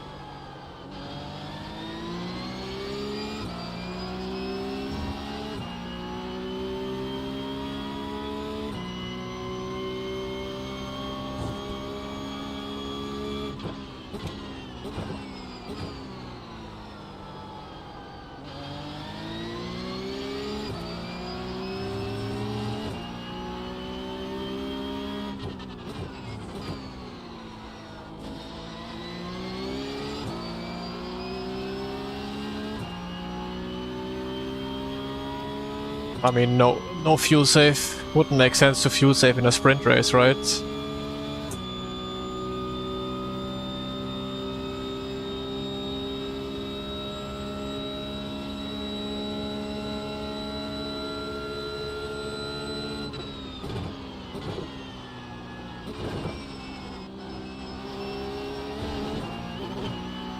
Thing is, I would need to burn more fuel. I think I have way too much fuel on me.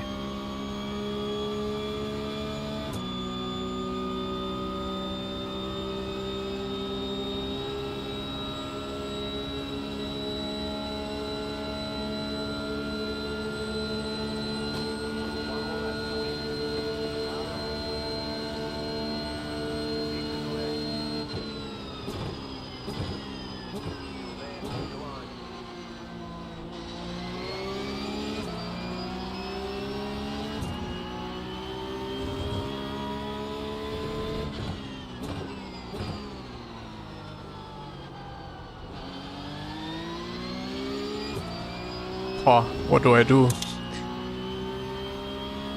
I might actually get to P3 on the line.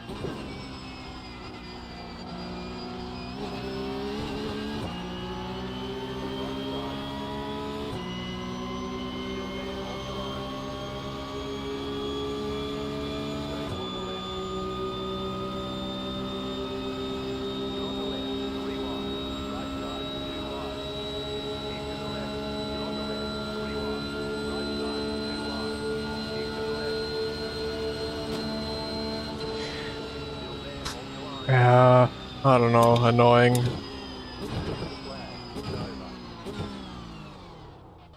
Nice run, solid work.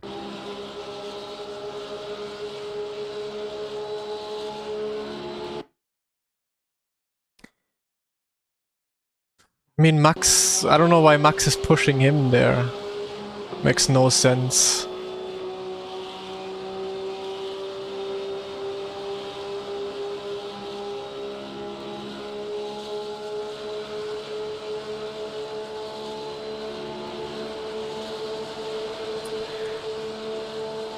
Ach, yeah.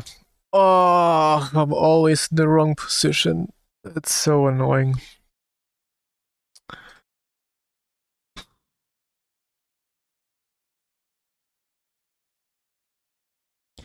Okay, this is turning out to be the most annoying week of them all. You can be, I mean, of course, I knew it. You can be so much quicker, but then in the GT4s at least, the draft, when it's not that strong, you can play with it and like be kind of certain where you would end up. But here it's just a lottery if you're gonna be end up in front or not. How much is that? -5 I rating? Yeah, but even second is oftentimes also not the best spot, but yeah. I try to get out of the chicane very slowly. I mean, +1 at least. But also that is just... Man, oh man, oh man. But I mean, I know what I'm getting myself into by driving these races. Exactly this is going to happen.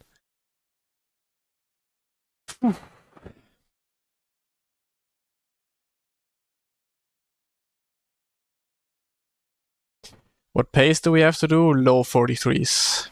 It depends a bit on the weather, but mostly low 43s.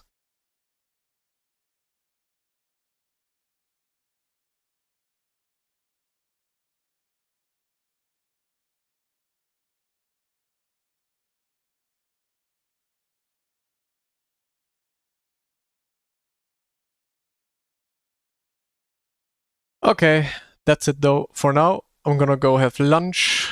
The sun is out, so maybe I go for a run.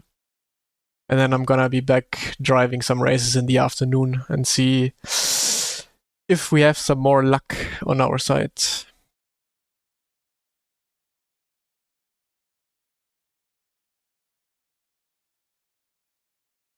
So yeah, thank you all. See you hopefully later today, if not, again tomorrow.